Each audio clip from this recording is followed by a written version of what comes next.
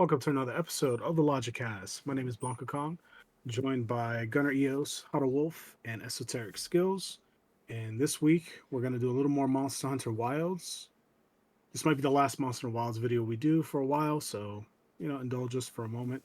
We're going to do a tier list episode. We haven't done a tier list episode in a while, and we've decided maybe it's a good time to do a tier list episode on the Monster Hunter Wilds base game roster. This is pre-updates, title updates, pre-expansion, pre all of that. This is just the base launch game with the 29 large monsters in the game. So we're gonna start.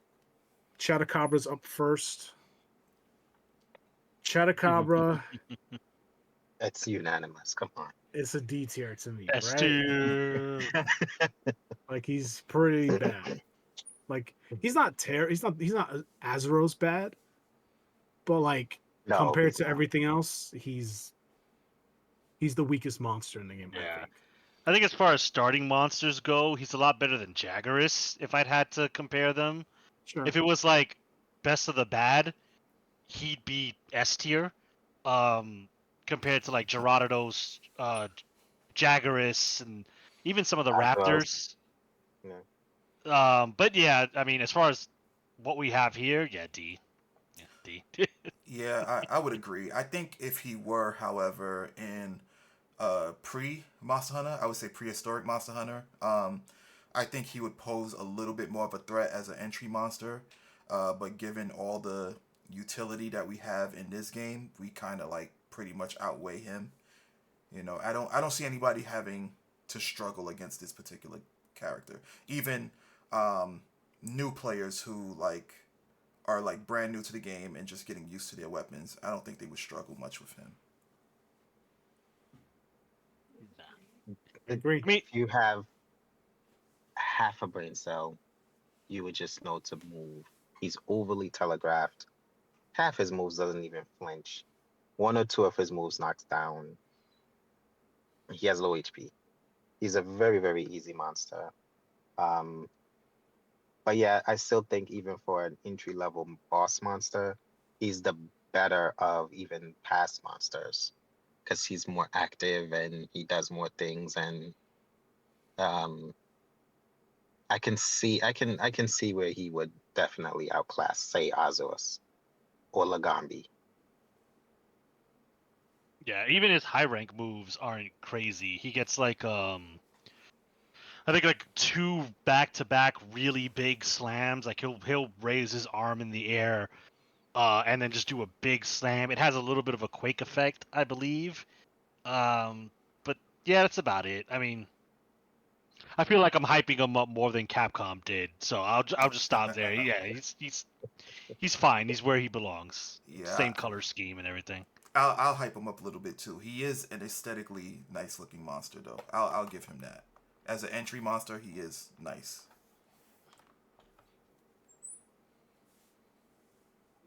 I think he's mid aesthetically, but we'll move on. He D tier is where he belongs. He's in the bottom of the food chain.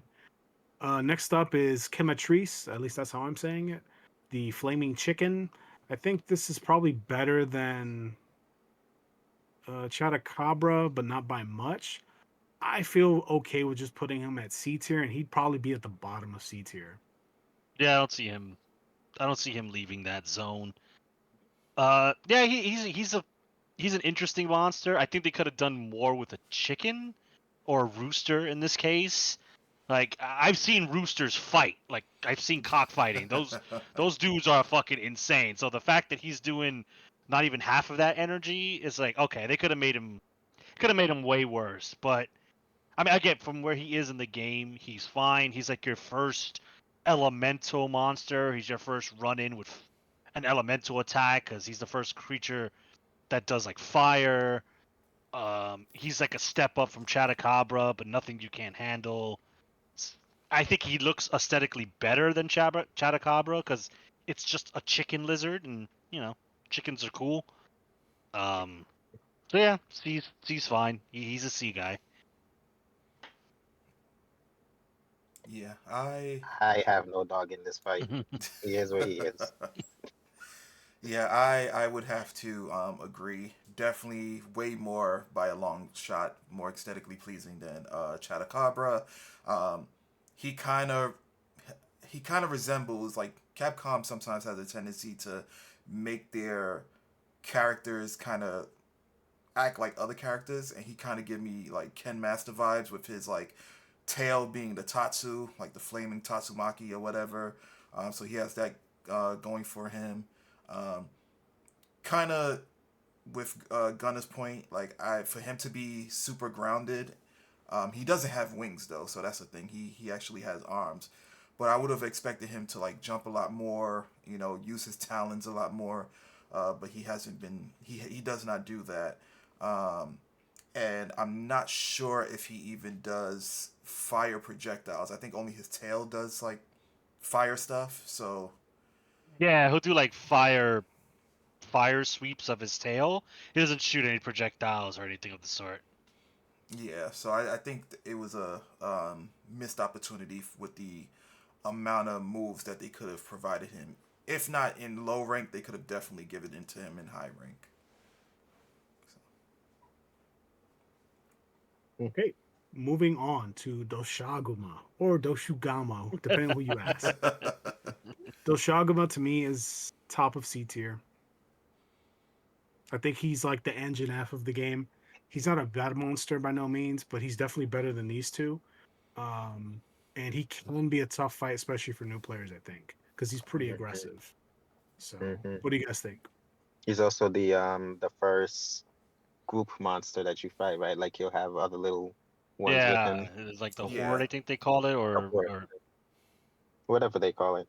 He's yeah, the Pack first monster. pack that's introduced. monster. There you go. Pack. Yeah. Okay, he's the first one in that, and he is extremely aggressive. Yeah, I mean, I can't see him going to B at all. He's yeah, I could imagine him being like a mini wall for some players. They kind of hype him up in the story too.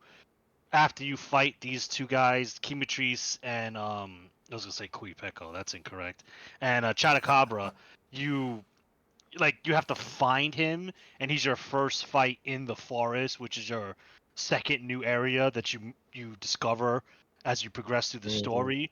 So they kind of hype him up a little bit. You know, the whole village is in trouble, and you got to save him from his pack. So he gets his shine, and I think he's a decent monster. Like he for where you are in the game, he hurts. Um, and where your armor is in the game, you don't have any crazy skills yet. So I think him combined with the equipment and gear that you have at that point in the game, it's an even matchup. And he was a fun fight, even though I fought him a lot in the beta, so I knew what to expect. He was still, I enjoyed fighting him for what he was worth. But C is appropriate. yeah, I would have Mhm. to agree. Definitely a cool looking monster in my opinion. He fights much more aggressively than the earlier two mentioned. Um, I think he kind of, although I find it to be cool, I think he kind of hinders himself because I think the team wants the players to pretty much utilize the new mechanic when he kind of like flares up and then his like skin rips or whatever and opens up wounds. I think that definitely hinders him to a high degree, given that the wound mechanic stuns monsters and like he has so many um, wounds on him. It makes him that much easier. Um, I think if they would have minimized that a bit, he'd probably be a little bit better, but he'd still remain in C tier. So yeah, Moving on to Balahara, the sand snake Leviathan. I think he's also C. He's right next to Doshaguma to me. Yeah, I think he's behind Doshaguma. I would, Any objections or for me, uh, he's kind of D tier for me. Like this one, I don't know. That's I'm not the biggest fan of these monsters that waste time and like dig underground and oh, but what am I gonna do? Take a wild guess. I'm gonna jump at you from it, and it's just like, and then he wastes time going on his little pillar to spit at you. It's just like, bro, come on and fight me, man. Maybe that's biased. Maybe that's a biased take because I just dislike fighting him. And I'm not. He reminds me too much of like Rathalos, and so I would rate him D just because I don't like him. But maybe that's just being unfair. Uh, I'm inclined to I'm open well to moving him to D personally. If somebody else wants him in D, I'll move him to D. well I was gonna be a little more generous. I was gonna say that Quematrice was better than him, so he would be bottom C. But yeah, he doesn't do anything amazing. You know, again, I mean, Gunnar already touched a lot of the points. He just spits at you. He goes underground. Um, you know, he has cool turf wars, I guess. But yeah, I didn't really care for that monster particularly. I think I'd enjoy fighting Chatacabra a lot more than this guy, honestly. Just my opinion. Okay. Moving on to Lala Barina, the forest spider. My opinion of this monster is I love the design and the concept. I think the armor looks cool, especially for the female hunters. And I think the weapons look cool, but the fight is very underwhelming. Even though she has cool conceptually, it's a cool monster and her attacks are cool. It's just in execution, she's not all that hard to fight. Not that a monster needs to be super difficult or anything. It's just the fight becomes very boring. So, um, to me, bottom of B tier. I think Yeah, this is the start of B tier, but bottom. Like she's not going to be the top of B tier. yeah. That's fine. That's fine. And we didn't touch about weapon designs. I don't know if that plays into the. No, it's just the monster. Okay, never mind. Just a Uh, monster, really, but like it, you could mention it if it's yeah. to justify your positioning of the tier. Okay. Well, yeah. For me, Quematrice has really good armor aesthetically wise. I really like Mm.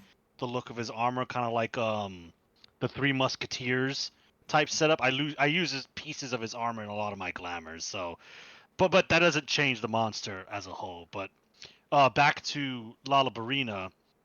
I like the idea. I like what they were going with it. Lala Barina, Ballerina. I like the aesthetic of the monster. Um, I like it a lot more than our OG returning spider. That's for sure. Um, but yeah, like the fact that her rose petal abdomen is just a giant weak spot. You have to be blind or intentionally missing it to not hit it, which reduces the overall impact of the fight. I I do like the fact that she shoots out the spider lilies, and that could paralyze you, but I never felt that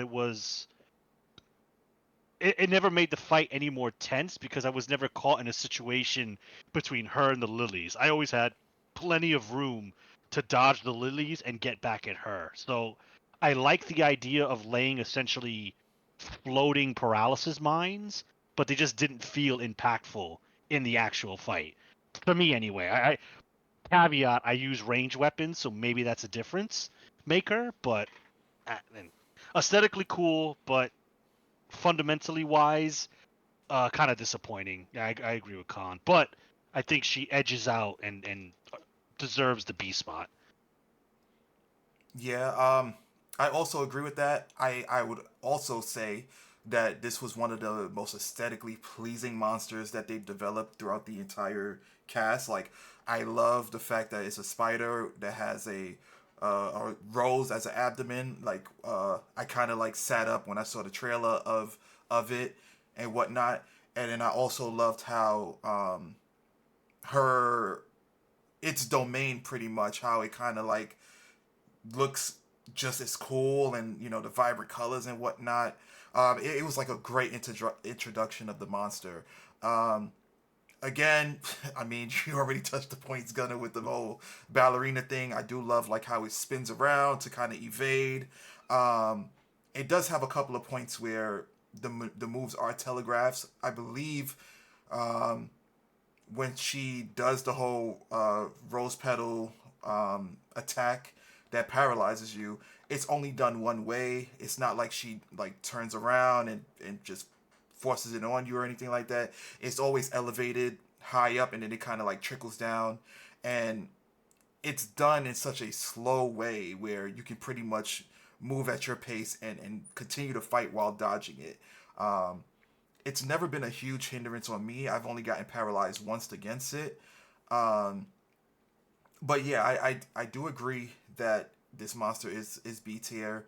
Um, and yeah, yeah. I mean, that's all I can say about it. Hopefully, they do more in Master Rank or whatever. If there's a variant of it, that'd be awesome too. But they could have definitely done a bit more with that spider. Mm. All right, moving on to the next Congalala, the returning pink farting monkey. A monster that I like a lot personally. This is the first monster I saw in Monster Hunter, the franchise, and would pull me into it. However, it is still a very middle of the road monster, and I think its redesign was well done, but at the end of the day, it's still Congalala. It's not anything crazy. I think he's top of C tier. Damn.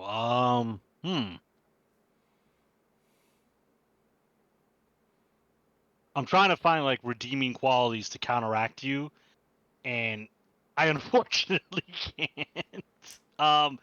Okay, so aesthetically I'm wise, trying to approach it from a more objective standpoint no, of Yeah, compared to the entire roster. yeah. yeah, no, Yeah, I get you, as you should, if you want to be fair about it. So like aesthetically, I think he looks really well. This is the best he's ever looked. Granted, his past appearances have been on the 3DS and PSP, so one could say it's a little bit disingenuous to compare a PlayStation 5, PC, Xbox game to a 3DS, PSP. But be that as it may, he does look like a hairy ape now. Like you could see his fur, and it's not just like a flat texture anymore. So visually, he's cool. Uh, I do like what they kind of did with the whole mushroom aspect. Not that it's brand new, but I like that he uses it and he gets paralysis, he gets blast, he gets his regular uh, shit powers, and yeah, paralysis, blast, poop, and poison. So he gets that, and we know later down the line in like G rank and stuff, he gets more mushrooms, and he can also heal himself. So the combat of Congalala and what makes him special is there, but like you said, Kong, when you compare to what's further up on the list, putting him anywhere but he would be maybe disingenuous. I would only say, at least for the moment, bottom of B, because out of all the monsters you meet at this point in the game, he is the most diverse with his attacks compared to Punchy Frog, Punchy Bear, Fire Tail Chicken, and Water Spitting Snake, with Lala Barina being the one that starts adding status effects, and he compounds that with poison and um, the poop status effect, for lack of a better word. So he might get moved down, but I think like maybe bottom B tier is all right for now because combat wise, he has more to bring than C and D at the moment. Um, See, I'm a little conflicted. Honestly, the reason why I feel like he'd be high C because Congalala definitely has gotten a glow up in this particular game from his previous entries. However, in terms of his combat, it's pretty much the same. Like, if anybody knows Congalala, knows how to fight him, he's pretty much almost copy paste to like what we received in Wilds. It might be a oh snap, oh my god, this is crazy to like new players, but to like a veteran player such as myself, it was just Congalala with better graphics. It was like a remake or like a remaster or something like that, and it just I don't know. He had the necessary tools, but I guess the fight was underwhelming because I already knew who I already knew the type of monster and the things that he did. So that's why I would place it as a high C, because he delivered a lot more than, in my opinion, Doshaguma and the rest of the monsters. But because I knew the fight and because I knew what he was capable of, and he didn't offer anything new, it didn't really it didn't really sell it for me. So that's why I would say personally C.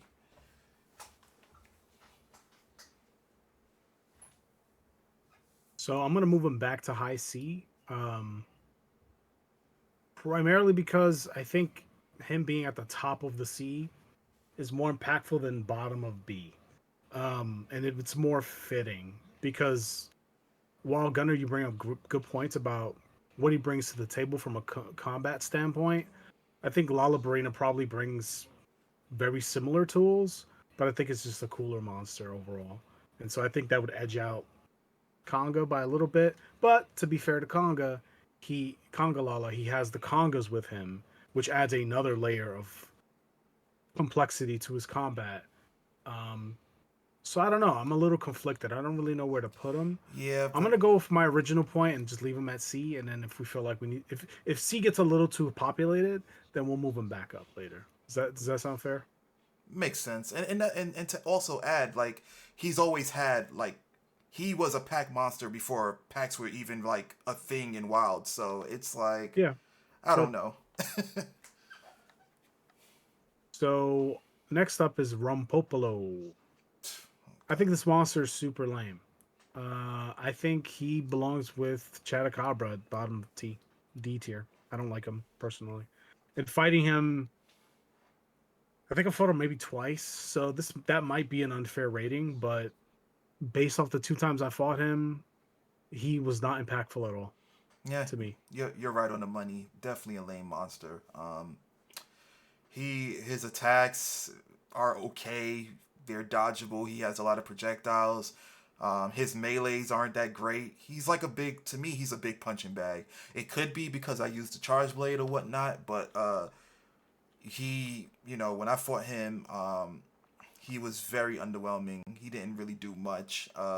And also aesthetically, I, you know, I think he's he's supposed to be a mosquito or something. I don't know.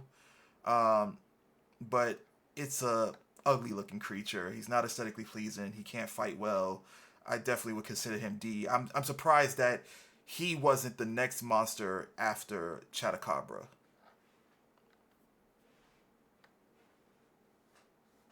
Yeah, I'd have to agree. I think we had a little connection issue Yes, with my Gunner EOS. apologies. Okay. Yeah, modern technology. My Discord just decided to stop responding and crash. But we should be hopefully good now. Okay, so we were up to Rompopolo and we put him in top of D tier. Any objections? He's another Okay, no. TLDR, no. But I just want to comment that he's a monster that I think had so much potential and looked cool, but in practicality just didn't bring it to the table. I like the fact that he's poison based. I like the way his armor looks. I like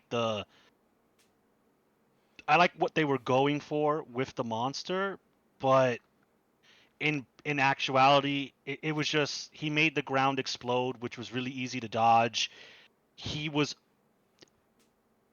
he was a giant hitbox, not as bad as Gravios, but he was just very easy to fight. And I don't know, he left a disappointing taste in my mouth. So as much as I like the concept of like a poison, plague doctor-ish monster, it he didn't bring it, and he doesn't get much better in high rank either. So I can't argue that. Oh, they were going for like the steampunk kind of look.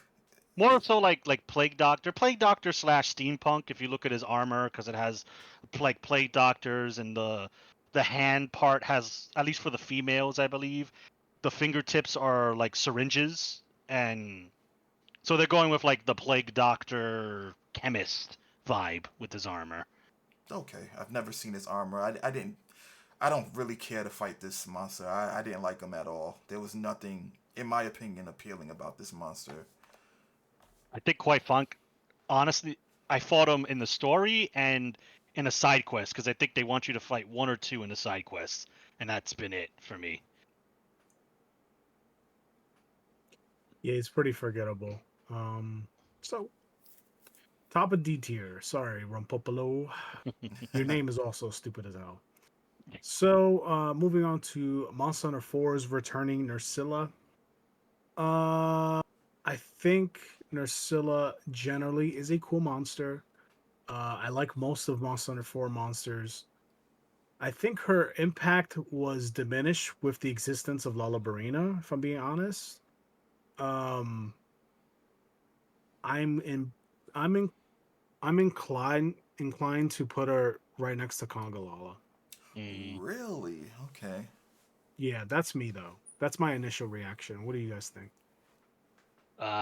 Yeah, I mean, see, the thing is, like, maybe this is biased, a holdover, because I know Nerscylla fought her plenty of times in For You, Generations Ultimate. Again, much like Kongala, she definitely got buffed because of modern technology. So Nerscylla definitely looks more uh visually striking. You can see like the Gypceros skin laid on top of her way more than you could in previous entries, which adds to the aesthetic value of the monster. But in terms of fights, it's kind of, this is why I personally would put Kongala higher, because at least Conga, I'm just gonna say Conga. I know that's the small one, but it fucks with my brain. Um, at least he has the kind of switch up with his status effect and element mushrooms. While Nerscylla, the only new thing she brought is that she brought her kids with her this time, which I never felt any impact. Like, so the Nerscylla hatchlings could have been different. Like, they could have used them in the fight, and they could try to, kind of like how Jiggies, I think they were called, Oh, the the Jaggies. babies.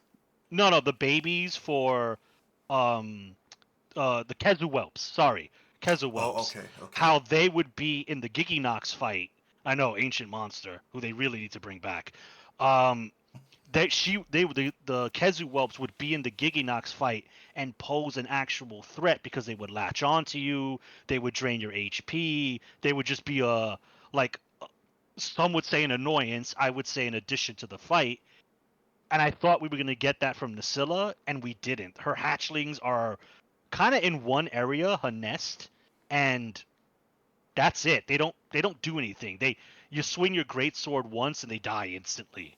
So it's just like, I think that was a missed opportunity to kind of have her kids be more impactful in the fight. So yeah, I mean, overall C is I'm for not me. necessarily opposed to moving her up to like bottom of B.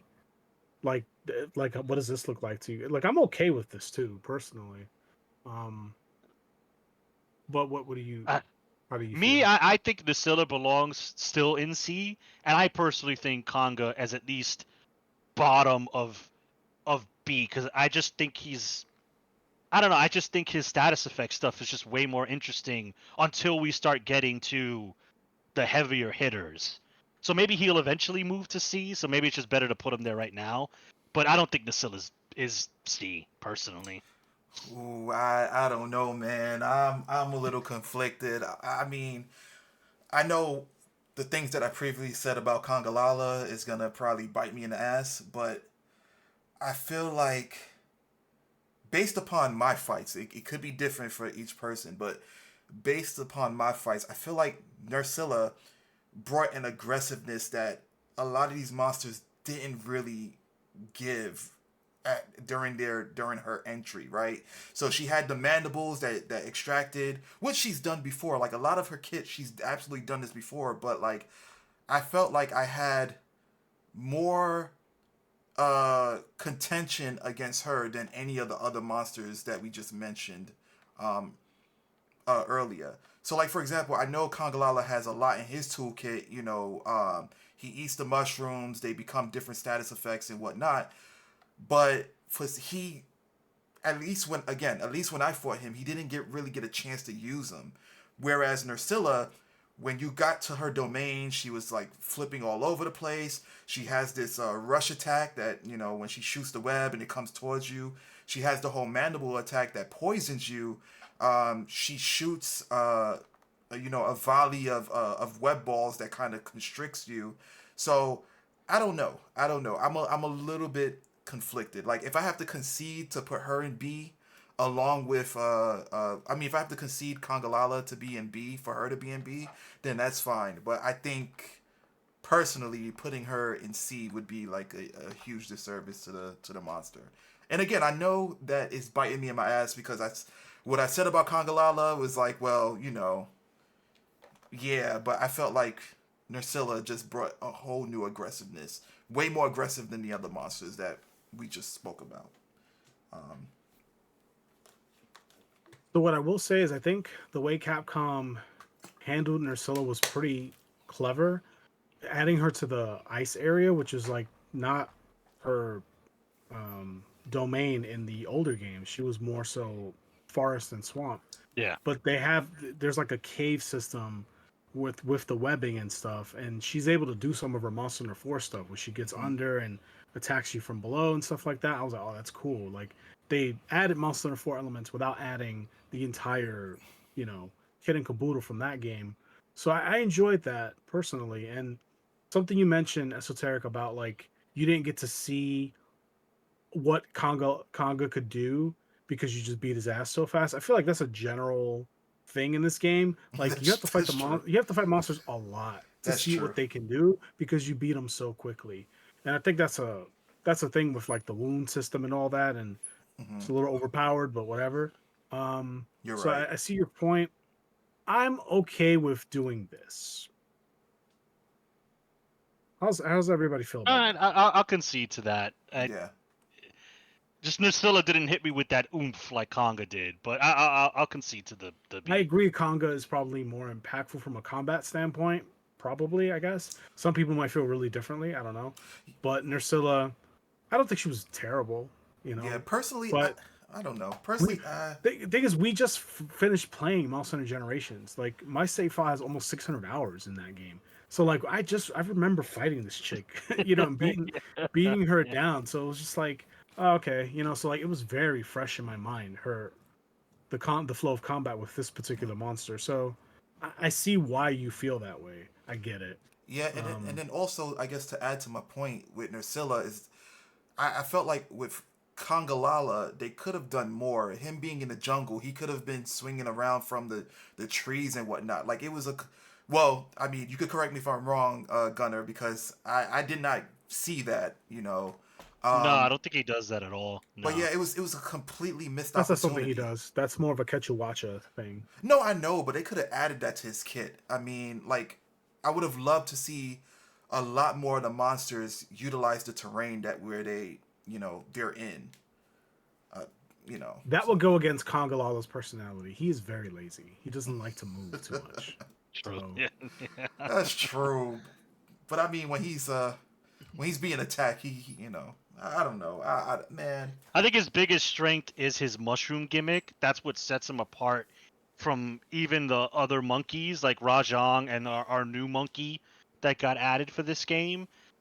So I think that's his strength, and that's why I rate him higher personally, because I think they incorporated his strength well, and I know it's going to get compounded on when Wild's Ultimate shows up, which I always liked about Conga, even though, he's a mid-level monster. You forget about him when you're fighting your 40th Elder Dragon in Fatalis, but that's not where we are currently. So he gets more shine because of it. Yeah, I got to give it to Congalala. He's one of the, in my opinion, he's one of the cooler monsters simply because he has personality.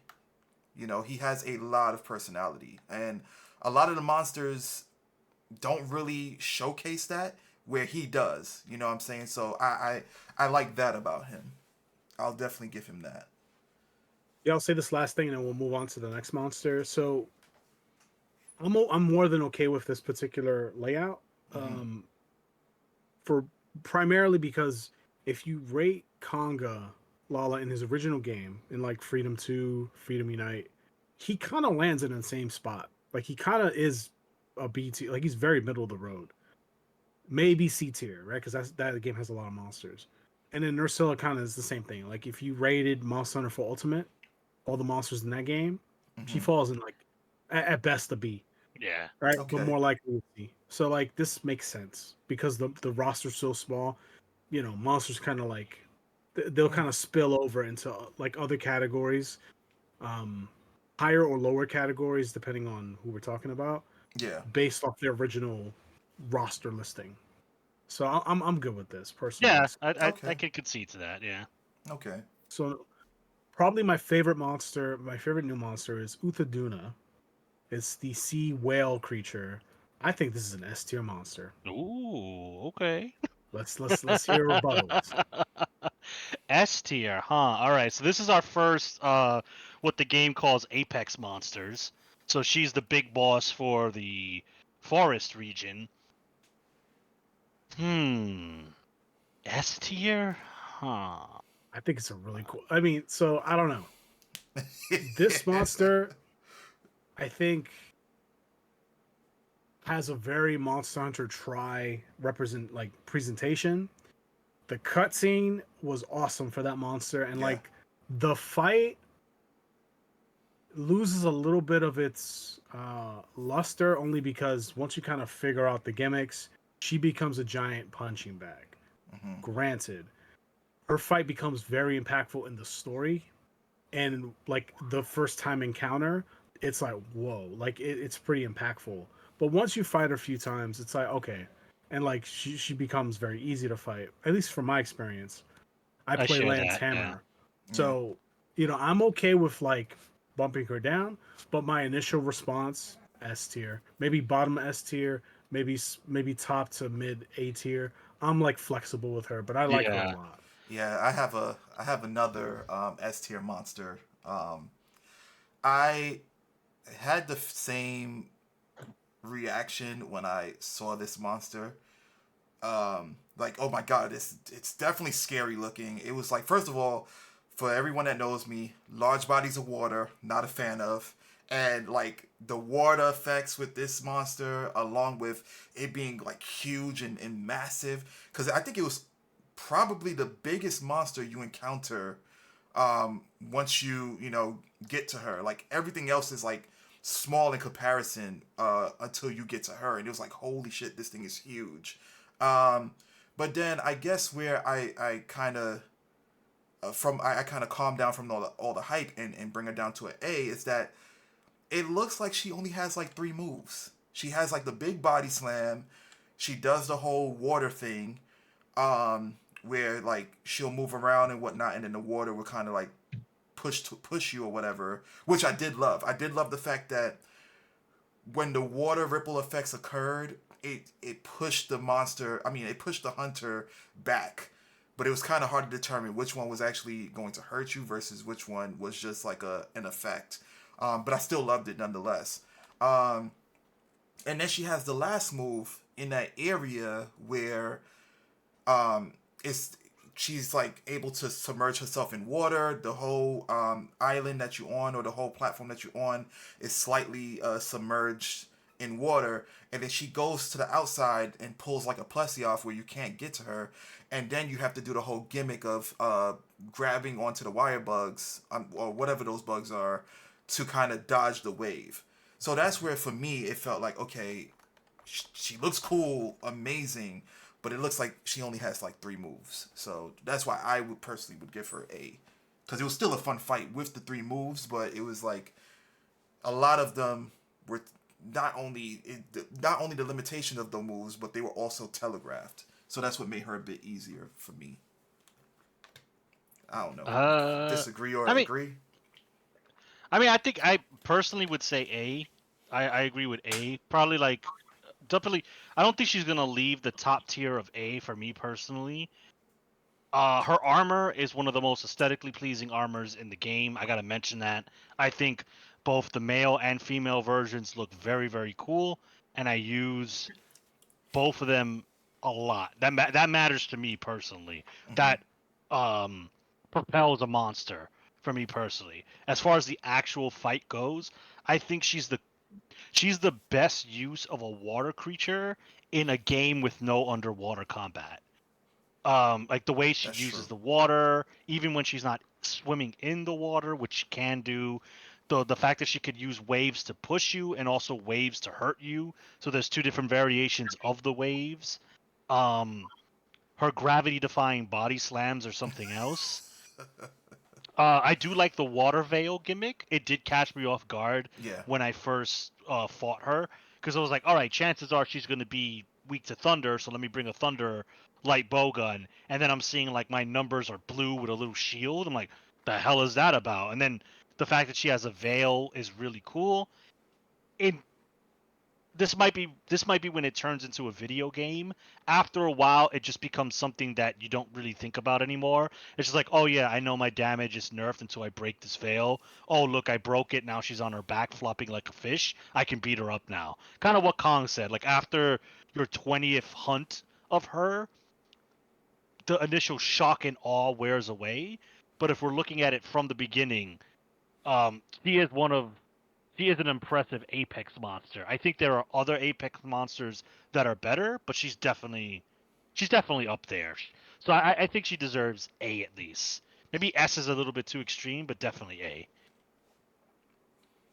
I'm torn between S and A because I agree with Kong in how in the wow factor when you first come across her, but then at the same time, it is true she doesn't really have much in terms of moveset, and she's not necessarily a hard fight overall. Or it doesn't. The fight doesn't have to be hard. It just has to be engaging. Um, but I I'm torn. So wherever you guys choose to place her, I'm gonna be okay with it as long as she's not lower than A. Nah, yeah. I think overall she's one of the best monsters to be introduced in this game. Um, she definitely stands out in her own in her own category. Very very very cool monster. Yeah, I knew Wolf would say either S or A because when he encountered her, like all I heard was just noise. Like, what the hell is this? Oh my god, you know. Yeah, So she shocked the shit out of me for real. She shook me because I was like, I don't know what's gonna happen here. She's a whale. Anything can happen. yeah, And then I didn't understand that her veil was nerfing my damage, and she's the first monster to have something like that Yeah. on a normal level. So it was like, like what? Like, and yet at the same time, I also don't think her fights was long. I don't think her fight is long. I don't think she has a lot of HP per se. I think she has a good amount of HP for you to learn her within the fight, and but not that much HP for you to say to yourself, "Oh my gosh, die already." Hmm. There is a monster that has, in my opinion, way too much HP. His name is not coming to me right now. Huh? no, I know who you're talking about. So Yeah, I don't think his name isn't coming to me right now, but I just feel Jin it Dahaad, has. Huh? Jin Dahaad is who you're talking about. Yes, yes. That shit has too much HP. He needs a nerf in HP. And to be honest, title update: lower Jin Dahaad's HP by, I don't know, 200, 300, 500. Like, he has too much HP. The fight is boring. So, but Well, hold that thought, Wolf, Uth, because the how do you say her name? Uth, Uth stupid Duna, ass names. Uth Duna. Uth Duna. Hmm. Uth Duna, I think, is a nice balance in terms of aesthetic, nice balance in terms of presentation. She's phenomenal in that regard. Yeah.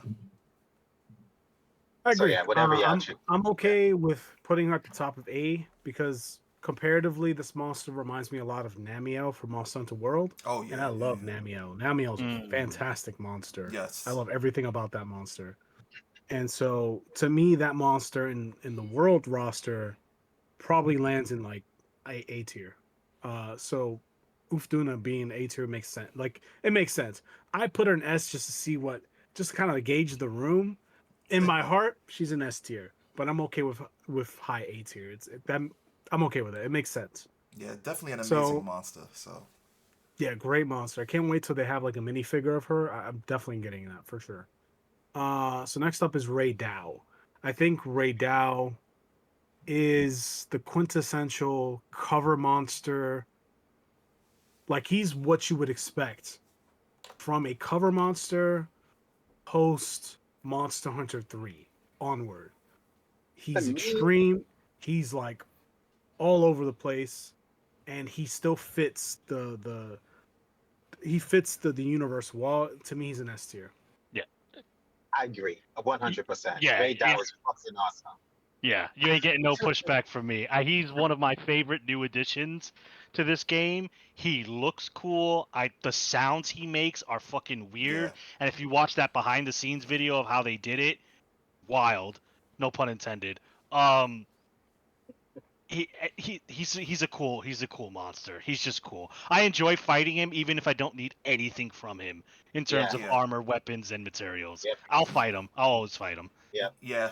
It's the ray gun Yeah. effect of him is phenomenal. The fact that I don't know. I think it's just an awesome thing. It's an awesome feature that they created, a creature that literally uses his horns to enclose his face and then shoots streams of lightning out of it. And not even that, he summons lightning as well.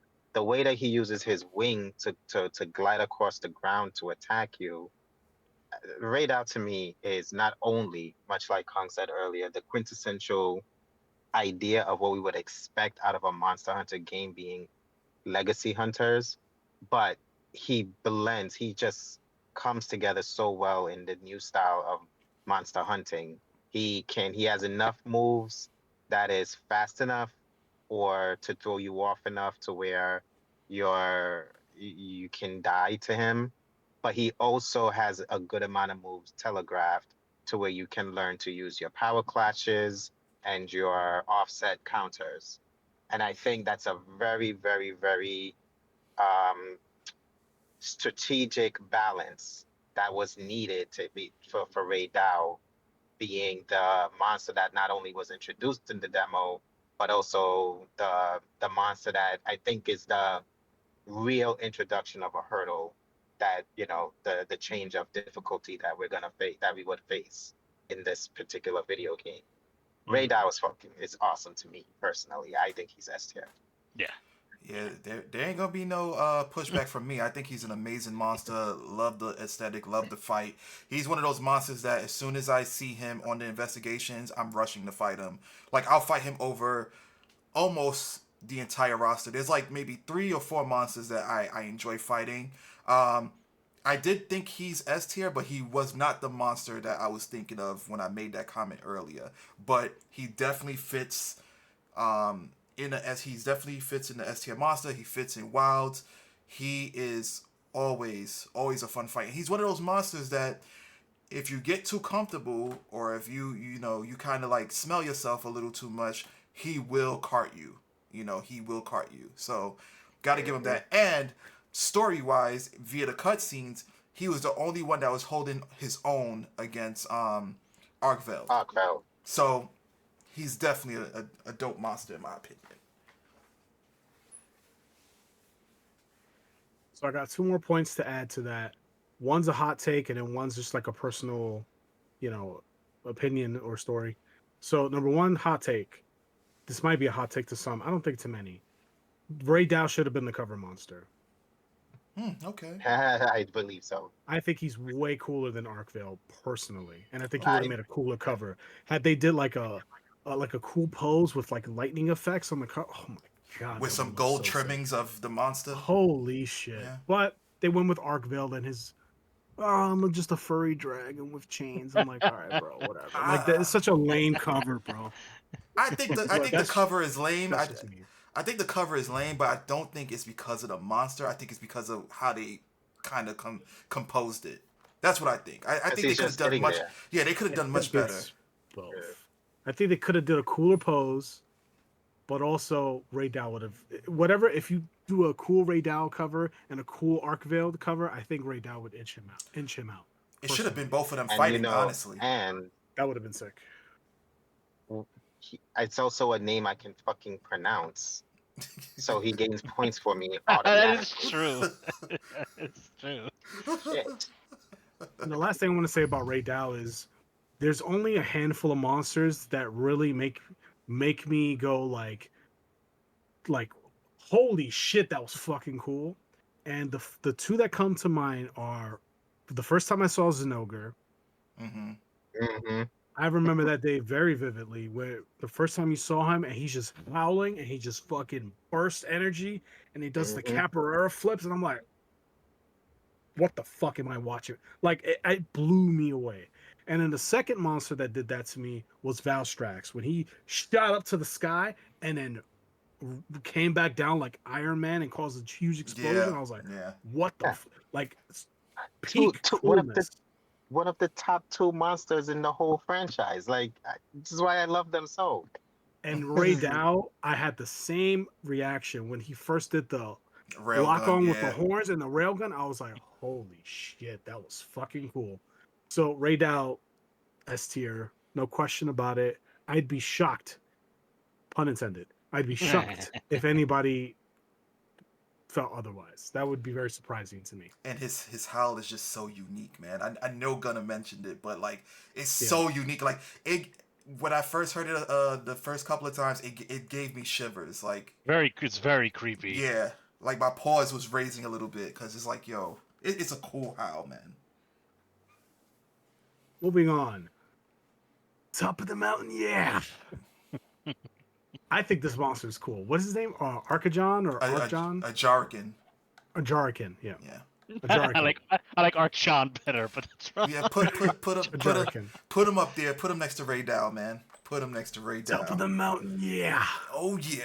I think he goes up there. Oh, I yeah. do the Macho Man Randy Savage because he does the elbow slide thing. He That's wasn't you know, going to be anything else. This podcast He's- was he's not in going his to end unless he was asleep. No, that's the monster that I was referring to. That monster is elite. Always a fun fight. You don't want to mess with him. At first, I was like, underwhelming, whatever. But then when he powered up and flared up like a goddamn volcano, he's just like head and shoulders and whatnot. I was like, holy shit. Then I'm like, okay, fine. I think I could deal with him. The elbow drops was cool. The freaking he did like the freaking sonic ball into the ground and it jumped in the air and like slammed at you. I was like, holy shit. Then he has this other move where he put both his hands into the ground and he kind of like molts the floor. And then you're kind of like in this tremor resistance type of deal. You have to get out and he just like picks up his hands from the earth and it's like a huge mountain of lava that's like, definitely S tier. I don't know if it's between. I think Ray Dow takes it honestly. Yeah. But Ajarakan is a very, very, very, very close second by a sliver. Like love that monster. Always willing to fight him. We did a mission, Kong and myself, where it was two of them, and one was big, one was small. That was so fun, man. The only thing that I was hoping for. Yeah, they were in the arena. The only thing that I was hoping for is that when you try to separate them, one of them can climb the goddamn fence. Like I would have been like, holy shit, I can't believe he did that. But can't ask for too much. But definitely that's my take. If he had climbed the fence, I would have put him higher than Ray Dow. For the simple fact that the AI is smart enough to go over the fence to get to the other hunters. Because the point of the fence is to protect you from the monster, whether you're going to use it as a point of where you can get some rest and you can heal up and probably craft your items and take a break, or separate two monsters that are in the arena. But for a Jarkan to eliminate that, that's people run into X. Need to complain. I would love to read those Reddit complaints, but Ajarakan to me, Kong and I also was in Discord when I literally screamed at the top of my lungs when he rolled into a ball, popped up into the air, and then came down with an elbow explosion. I was, what is this monster doing? I would love to see him and Rajang in a turf war. That's gonna be so sick. If Rajang makes a return, which I think he will, I'm almost He will. 95% he will. They're going to make them have a turf war, and I can't wait. I am here for it. All right, so very quickly before we move on, I'll agree with the S. Funny, I might be the only one who has no opinion on him because he's another one. I just rarely fight him. I fought him for that side quest where they made you fight two, and that was it. Because I'm a very different type of player. If it's not metagame, how does your armor look? And I don't think his armor looks appealing, so I have no reason to fight him. So I have Okay. no like basis for his like to have any memorable moments with him. So I'm not gonna be like, oh nah, fuck that, he's D. But I'll concede the S. I just have no opinion on him, negatively or positively, because I just don't really fight him like that. Okay, that's fair. Gotcha. Fair enough. Gotcha. Yeah. But no matter what you said, he was gonna be S tier, brother. 100%. Yeah, Because this monster's S too tier. cool. He's too cool. But and it could be that we play primarily melee, and so he might be more impactful from a melee player standpoint than a gunner Maybe. standpoint. Maybe. So next on the list, I think this monster occupies similar ground to Lala Barina. We're talking about, I think her name is Hirabami. Yeah. Hirabami. Yeah. Hirabami. I like the concept. I like the design, but in execution, she kind of falls flat a little bit. I would put her right here in the middle of B. Really? B that high? You think she's C? I don't know. I don't think she's with I don't chicken, know if I would lizard, go and C. Like C is like I would- really like you're Yeah, not C. even. I would put her I think behind she's Nerscylla. better. I think Congalala and Nerscylla is better. I played this and I then definitely believe Congalala and Nerscylla is better than that thing. I fought. It's Yeah, go there's ahead. there's a zero amounts of fun factor in that monster.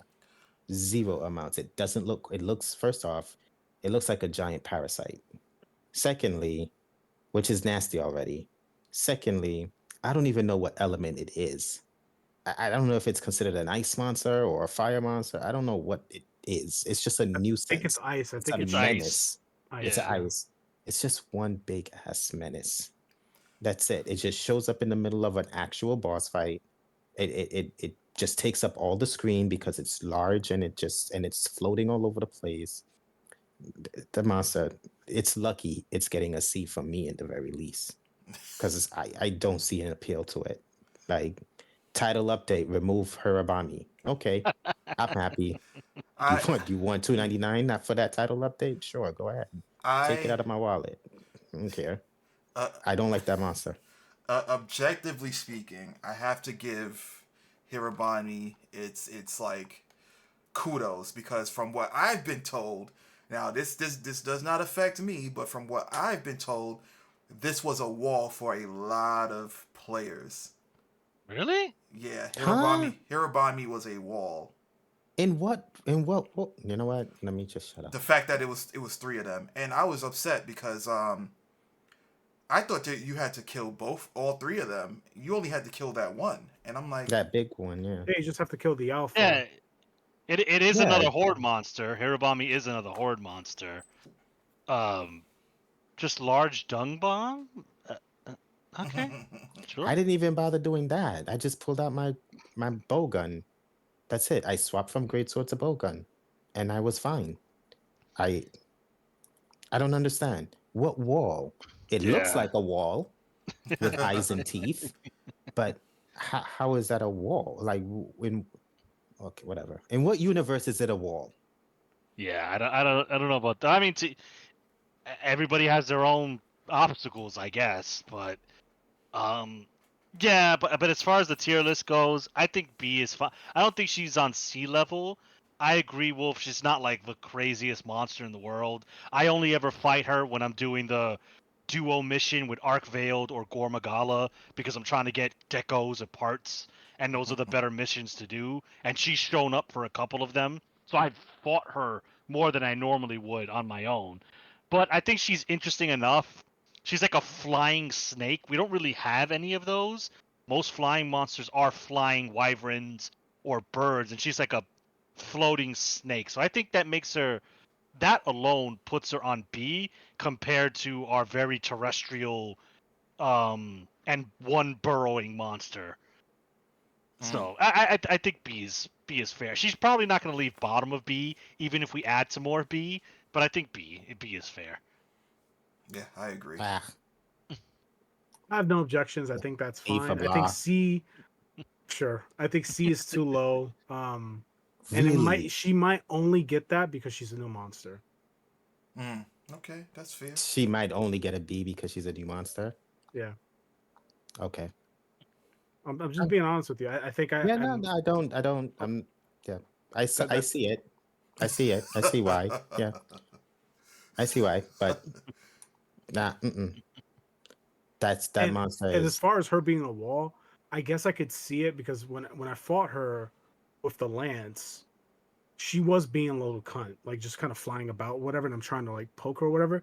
Like I could see that for like a new player being like super frustrating, and then the other Hirabamis would come in, but like I've been playing Monster Hunter for a long time, so it's like, okay, dung bomb, go get the fuck out of here. Like, but for new players, it's like, oh my god, like it's just so annoying. Like I can't, it's too hard. I could see that. I could see that being the case. Oh my God! You're Yeah, playing a monster hunter with 2 different weapons, the group I and was yet in. you couldn't think to change your weapon to fit the fight. Listen, I'm just saying, change your weapon to fit the fight. you But know, these players only want to play dual blades and longsword. That's their kit. So yeah, when I was in that room, I was in like this online room because you know how convoluted the online stuff is. So I didn't know there was like a online by yourself option. A lot of people in the chat was like, "Oh my God, Hirabami! Oh my God, so annoying!" Yada yada yada. I was like, "Wow!" And then I streamed it, and I'm like, "This is the monster that y'all were talking about." It wasn't a problem, but you know, different strokes for different folks. moving on. The Black Flame, new Udra. I think this monster is pretty cool. I think the other squid is superior personally, but I will give this monster an A. I think it's very good, but I'm open to putting it atop of B. So I give B it an A. I would put it at top of B. On paper, it looks cool. It is a cool squid. Like you said, there is another squid who is infinitely better, or octopi, whatever you want to classify it as. I mean, I don't know. It just felt like a. I don't know. I just like I didn't feel what I felt for Ray Dow, and even for Uth Duna when I first met them. Like again, this is another apex monster, which is, I guess if you want to count it in the League of Fated Four and creatures of that ilk. These are like big monsters for the given biome, and this is for the volcano biome. Um, I don't know. I just was like, alright, neat. I don't know. I didn't get any like visceral reaction from it. Maybe I'm just being too disingenuous to the creature, but I don't know. I didn't feel anything when I fought it. Me, I felt no joy, as the meme goes. me personally, I love the monster aesthetic. I think it's a cool looking monster. I personally enjoy the fight, especially how uh, overwhelming he can be in a sense of like when you're trying to get away from him and how he's like sidestepping and following you and he's literally like right next to you. But on an objective side of things, I think Shuwu has more in his kit. He's like a ninja squid jumping around, shooting the damn shurikens from his tentacles at you. And all this guy does is he just does more slams with 2 tentacles, and then he does the fire carpet. Oh, and he throws like the meteor rocks. That's all he does. Where Shu Wu, I think, has way more in his kit and is way more aggressive than what the hell is his name again? See New with the names. New new Udra. Udra, Yeah, aka the Black Flame. yeah, New Udra. So yeah, I would give him A personally because I like him, but if I were to do that, that means the next squid would have to be maybe a notch above. I don't think the next squid should be an S tier. I don't think it's an S tier fight. I Oh no, definitely not think it's S tier, top A. but higher Yeah. than New Udra in my opinion. Yeah, it's a more thoughtful process fighting the other one versus New Udra. I think New Udra is an okay monster for a base game that is considered Apex. Even though his move pool was limited, I think it was enough to challenge the player, especially if you're a melee. He's harder melee than he is gunning. Yeah. Yeah. Yeah. And I I would agree that he is an A tier monster, but I'm not gonna create an argument for putting him in high B either, No, because no. we all have different ways of fighting creatures because our weapon diversity is so vast in this group. So it'll come to us differently. And for me, he can be a little more challenging because I have to be up in his face. And I don't get a big shield as accessible as quickly as other weapons, and I'm not at a far distance. So I do have to deal with the tentacles, the spinning, the meteors, the carpets, and the fire carpets. I have to deal with that. But I think it's, as far as a monster goes overall, yeah, he could be B tier. I'm okay with it.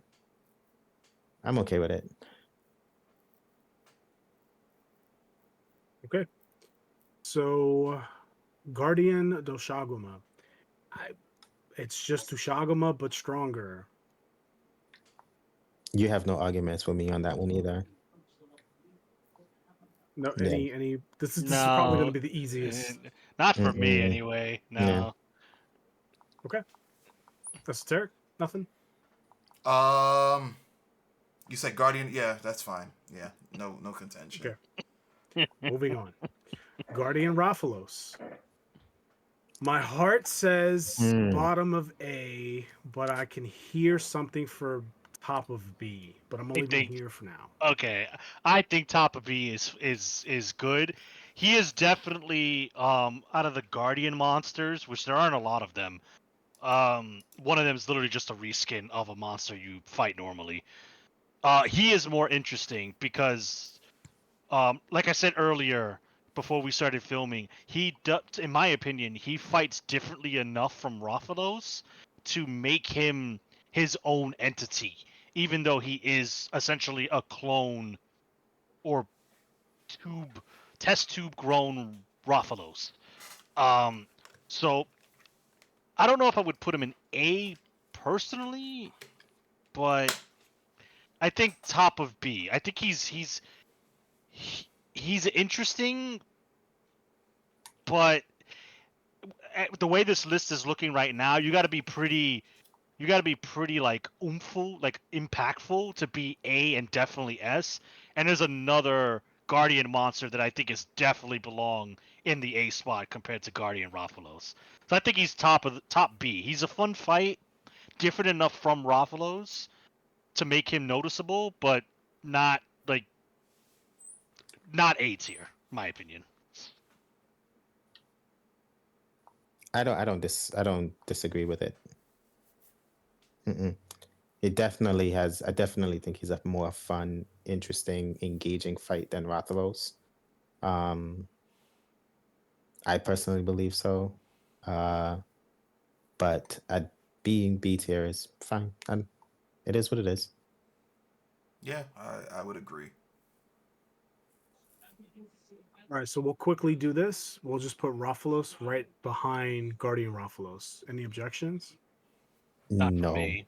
not Okay. for, Jin Dahaad, or Jin Dad, as I like to call him. Well, we know Wolf's feelings on it.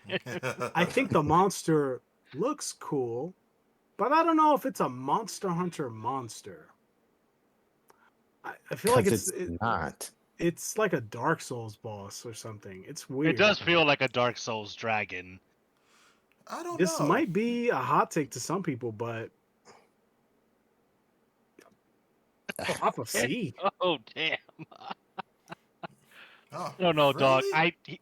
I'll He's I'll, another. I'll I'll listen to a bottom of B here with Hirabami at the back, but like I'll leave him here for now because I think it's probably more fair. But like I don't know, the monster doesn't do much. I think he looks cool in his fights.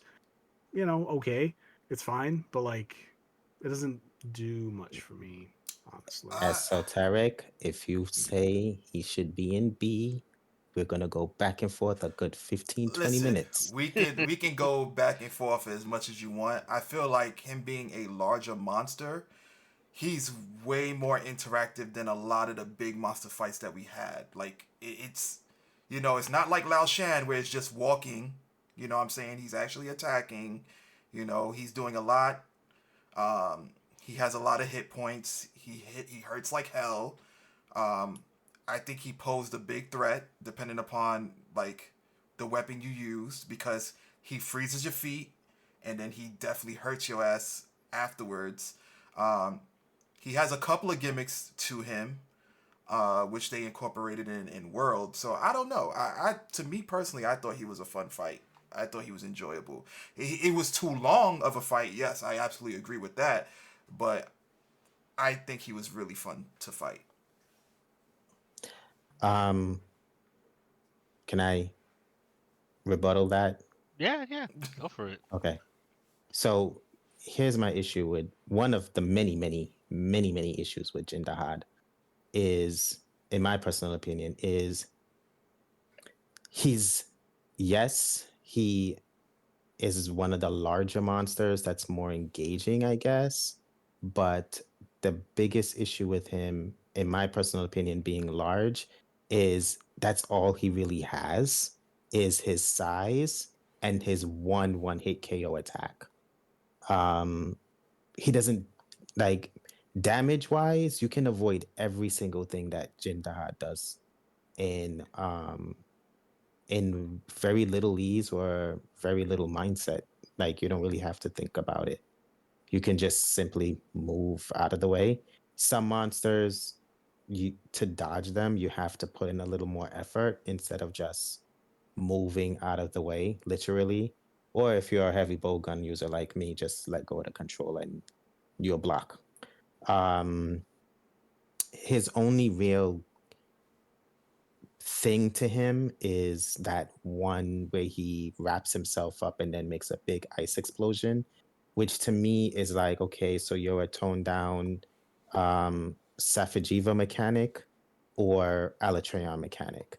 And it's not, those mechanics are not fun mechanics because if you're going to lose to an attack that you cannot heal from, or if the monster is only getting cards because of those types of attacks, is it really an engaging fight? Is it like it's not that engaging in my personal opinion because the monster's literally relying on its big move to get any kind of cards. None of the other monsters in this game are like that. They have moves that literally can kill you. So he's big. I won't say he's slow, but he's very telegraphed, extremely telegraphed. His zones doesn't like he has this weird gimmick, I guess, with his weak points. Um, doesn't make sense to me. Like the whole monster to me is just like you're one big enigma, and you don't really like. I don't see where there's any kind of level of challenge to him.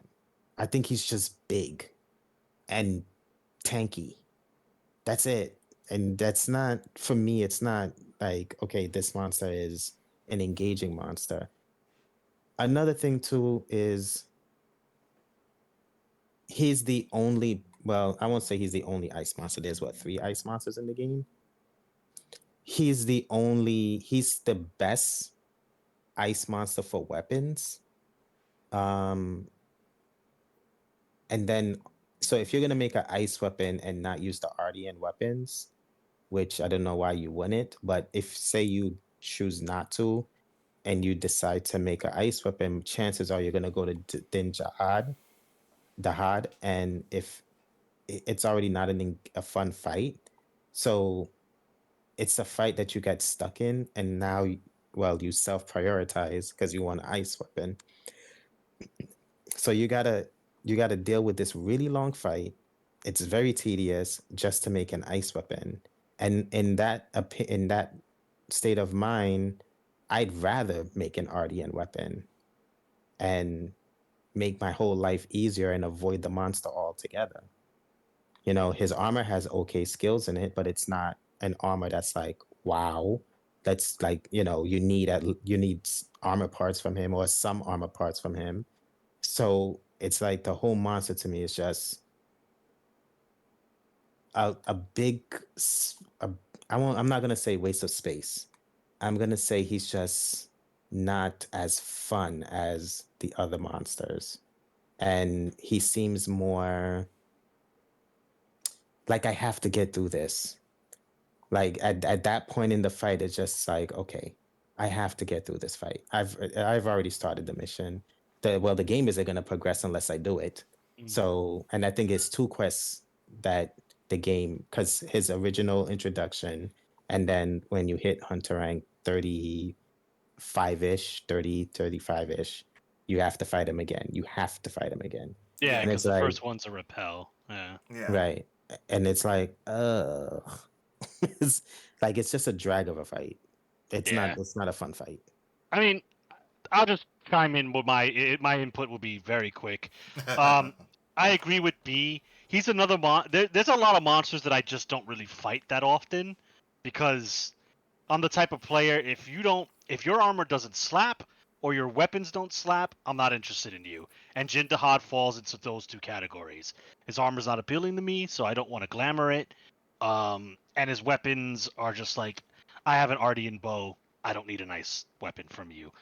Um, as far as his fight goes, I think they treat it like an MMO fight, which I think that contributes to why it takes so long. You can't kill him in the first area. You have to let him transition to his areas, then you can kill him in the final area. I wouldn't be surprised if we had like a HP meter. You'll see that his HP bar will stop dropping until he transitions to a new area. That's probably why the fight takes as long, because he's not allowed to die in the first area.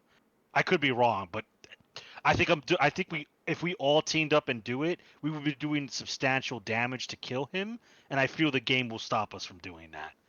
But all in all, yeah, I get the idea. It's cool. He's definitely a step up compared to the likes of Lao Shan.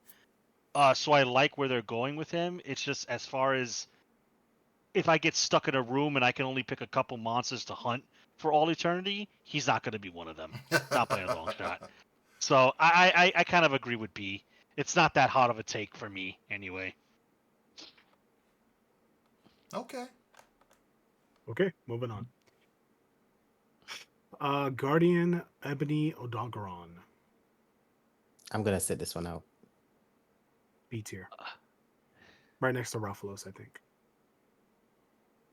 Yeah, I can agree yeah, with that. Besides the yeah. It's wyvern milk, he had the same moves. He didn't really do yeah. anything different. I mean, he's cool. He's one of my uh like not favorites, but I like him a lot from World, so I'm glad to see him back in some iteration. But yeah, B's fine. Yeah, I like that he's there, but I'm not wearing Odogaron merch when I walk into a convention. So. I mean, I part of me wanted to put him at like bottom of A. I think in other tier lists he'd probably be bottom of A, but the way A tiers the way A tier and S tiers shaping out, like you said prior, you have to have like you have to be a certain type of monster to get there, and I think Odogaron just doesn't Yeah. quite get that. So to me, he's there. Anything else before I move on to Zuwu? Nope. All right, Zuwu to me is better than New Udra. I'm gonna put him in the middle of A. Any objections? Not for me. Mm-mm. I think he's a fun monster. I like him more than New Udra. He reminds me of some weird alien type creature, especially when he flips open. You see this giant, his actual mouth, which is why he's not susceptible to flash bombs. So I think he's a cool monster. Again, for me personally, armor matters. He makes really cool looking armor. His weapons look cool. Sucks about no glamour, but what can you do? Um, but yeah, I don't want to drag on too long. Yeah, I agree with A. I think he's an A contender for sure. Mm-hmm. Yeah, I agree as well. I think New Udra looks better, but I think Shu Wu is a fun fight, a more fun, engaging fight. Guardian Arkveld and Arkveld. I'm gonna put them together. I think he is like here, probably behind Zuwu, probably after Zuwu, top of A tier maybe. I'm willing to hear an argument, but this is where I would put him. Honestly, when it depends on, I guess, how I'm gauging Arkvale. If I'm gauging Arkvale as a monster aesthetically or overall presentation, You can then I say wouldn't, both, right? like Yeah. however you want to rate it. Then I would put him there. But when it comes down to as a fight, I honestly feel like he's one of the better fights in the game. I think he's more challenging and he still overall fits the Monster Hunter trope that I know from being a legacy hunter. He's not any of a favorite of mine per se, but I think he's a good, he's similar to what I said about Ray Dao, where he has enough moves to KO you, to keep you on your toes, but at the same time, some of those moves are also well telegraphed to for you to practice your offsets, for you to practice your counter blocking stuff. And I think that's a well-designed monster when it comes to fights. Um, Everything else about him, story-wise, was interesting enough to say he came from being a fake monster to reproducing himself into a real monster. That was different. I don't disagree. Like it doesn't sound. It's not bad to me. It's not great to me. But it just stood out as one of the major plot lines in the game. And armor wise goes, he does make very good armor. He makes the second best greatsword in the game, which I'm a greatsword user, so that counts for me. Um, I think he's an overall well-rounded creature in different aspects of the game. Overall, I think he just suffers in the aesthetic thing. The furriness and the tentacles can get a little confusing, um, but I feel like he's properly designed. Yeah, I can get behind that. He's a fun fight, even if him and Gore become the grind fights in this game, which they are. And he's technically easier for me to fight because his entire chains are a weak zone. So it's literally just like cool. I don't really have to think Mm-hmm. that hard. He's still fun to fight, and I like practicing. Like Wolf said, I like practicing the perfect evading with bow. It's like, how many times can I not get hit? How can I properly dodge this? Because if I don't dodge it, it's either a one shot or a two shot. So let's Mm-hmm. see how good I can be. So from that aspect, he is fun to fight. Aesthetically, I I get it because he's the theming is breaking your chains of ignorance, I guess, whatever. So I get the framing of the monster, what they were going for thematic wise, but it's a design that if it doesn't come back, I'm not gonna shed tears over it. So yeah, I think A is a good spot. He cannot touch S tier. He's just not capable of touching it. But yeah, I think he's fine where he is. And Guardian's the same damn thing. It's literally just fucking a color swap, barely a color swap at that. Barely a color swap. One is Yeah. whiter than the other, I think. Yeah, and one has is the a lighter white. pulsing blue that the guardian monsters have. And that's it. Yeah, I would have to pretty much agree. I aesthetically I like the monster, but not to a point where it's not on Ajarakan, Raydal, or even Uth Duna's level. But I do appreciate the design or whatever. However, I would be more inclined to being upset about if Raydal doesn't make it in the next game or Ajarakan and so on than Arkveld. Also, I think fighting him compared to the others would be like high A or low S tier because he is absolutely a fun Hmm. fight for me. I think he's a better fight than Shu Wu. For the reasons I stated before. I mean, like Shu Wu is a cool monster in many ways, but I honestly feel like they did take their time and properly design Arkveld as a fight. I do feel like that. Mm. I do. Oh, so that's my take on it. I feel like he should be behind Uth Duna. So am I just doing this? Kind of. Yeah. Okay, Pretty much. because you guys said a lot, and I'm like, what does that mean for the tier? I'm like, he's Yeah. A, but what does that mean? Okay, good. So Yeah. just Mhm. move the squid down one. Got it. Yeah. Yeah. Got it. All right. Okay. Next guy is, I don't even remember this guy's name. This is the final boss Zoh of the Shia. story. What? His name is Zoh Shia. Zoh Shia. Yeah. Well, His name is Zoh- forgettable. Are we just gonna put him in D? Oh, I okay. can't, I yeah, can't that was- I can't even remember the fight because you only fight him once and they don't let you fight him again. So I remember. I mean, you have to break his crystal shield, well, yeah. and then it shows like his true form. It's like a crispy dog or something. I don't know. It was a weird monster. It felt like a Devil May Cry boss battle. It didn't feel like a Monster Hunter fight at all. I think they Yeah. were trying to go for like a Xenojiva. something else.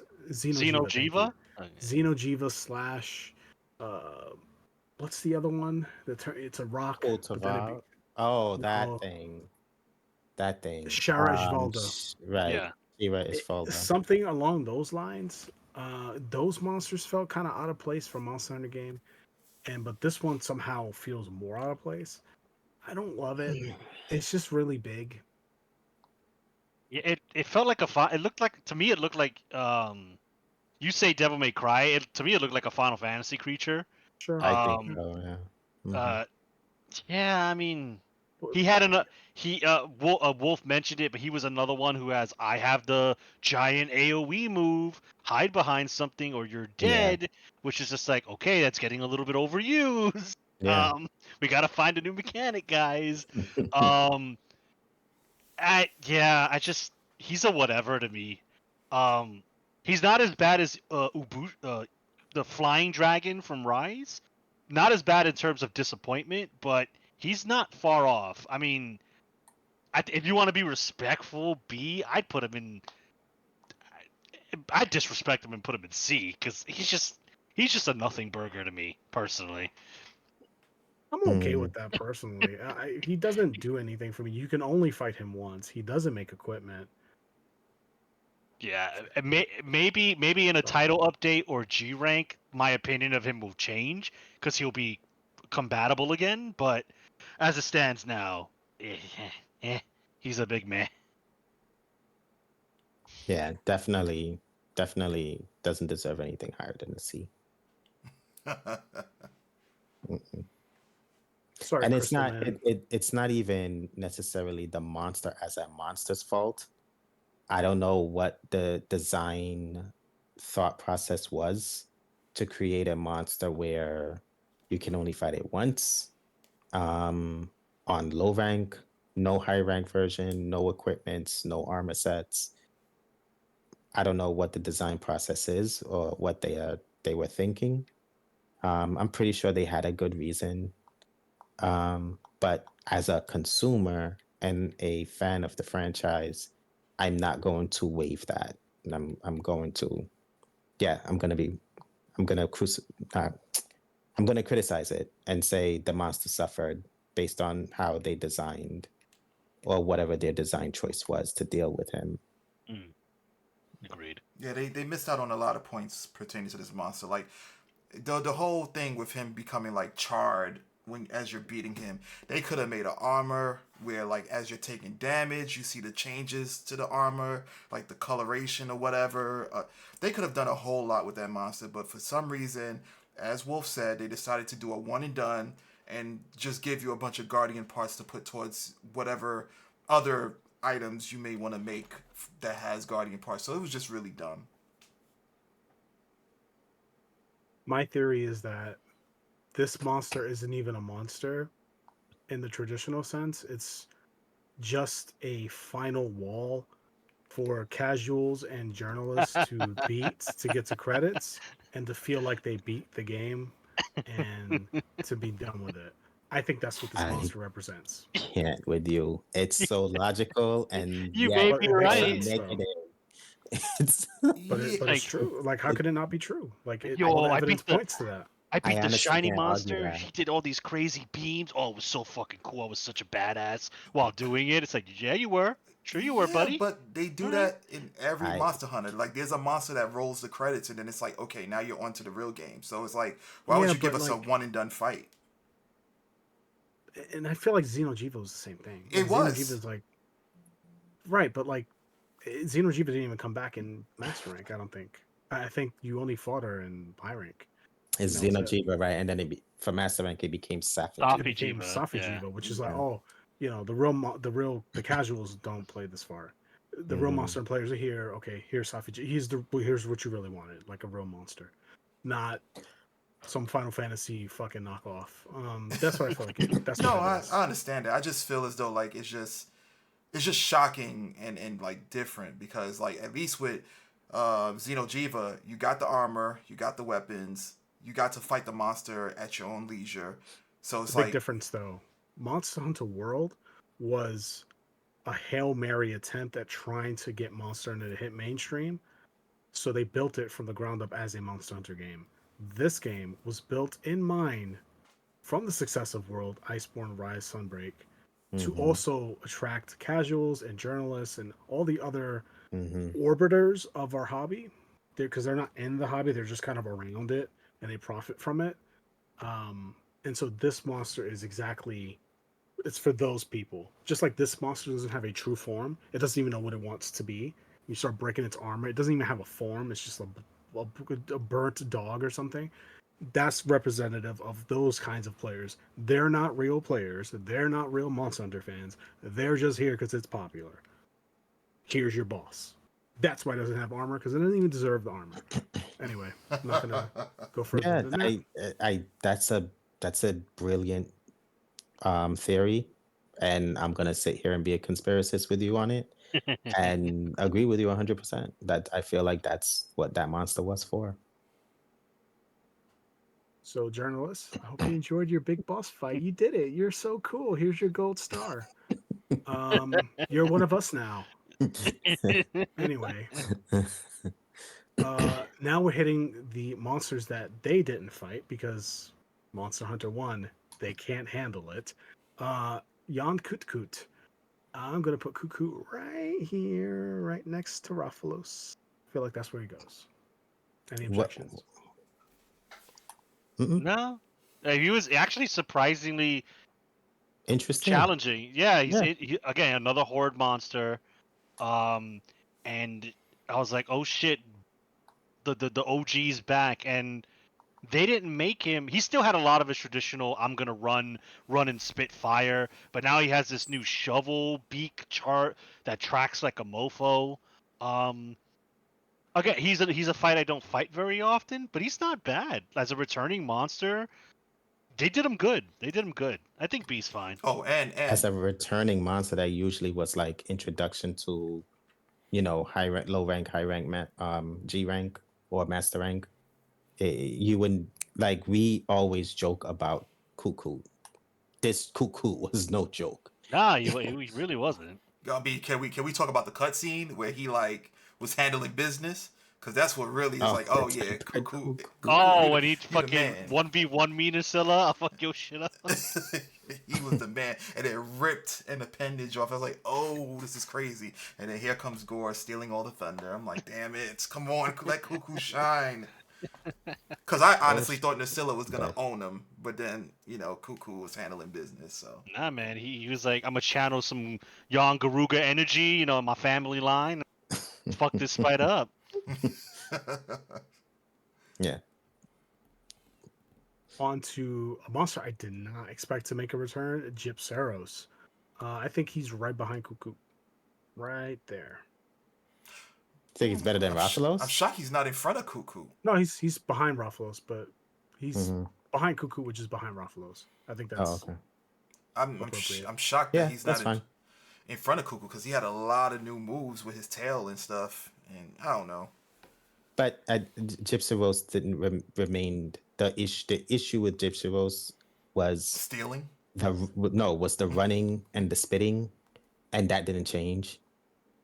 So the issue remained the same. So for me, the fight didn't change at all. Yeah, not as much as Kuko did for me. It was just like, oh, that's a new tail swing. That's a new tail whip thing he has now. But,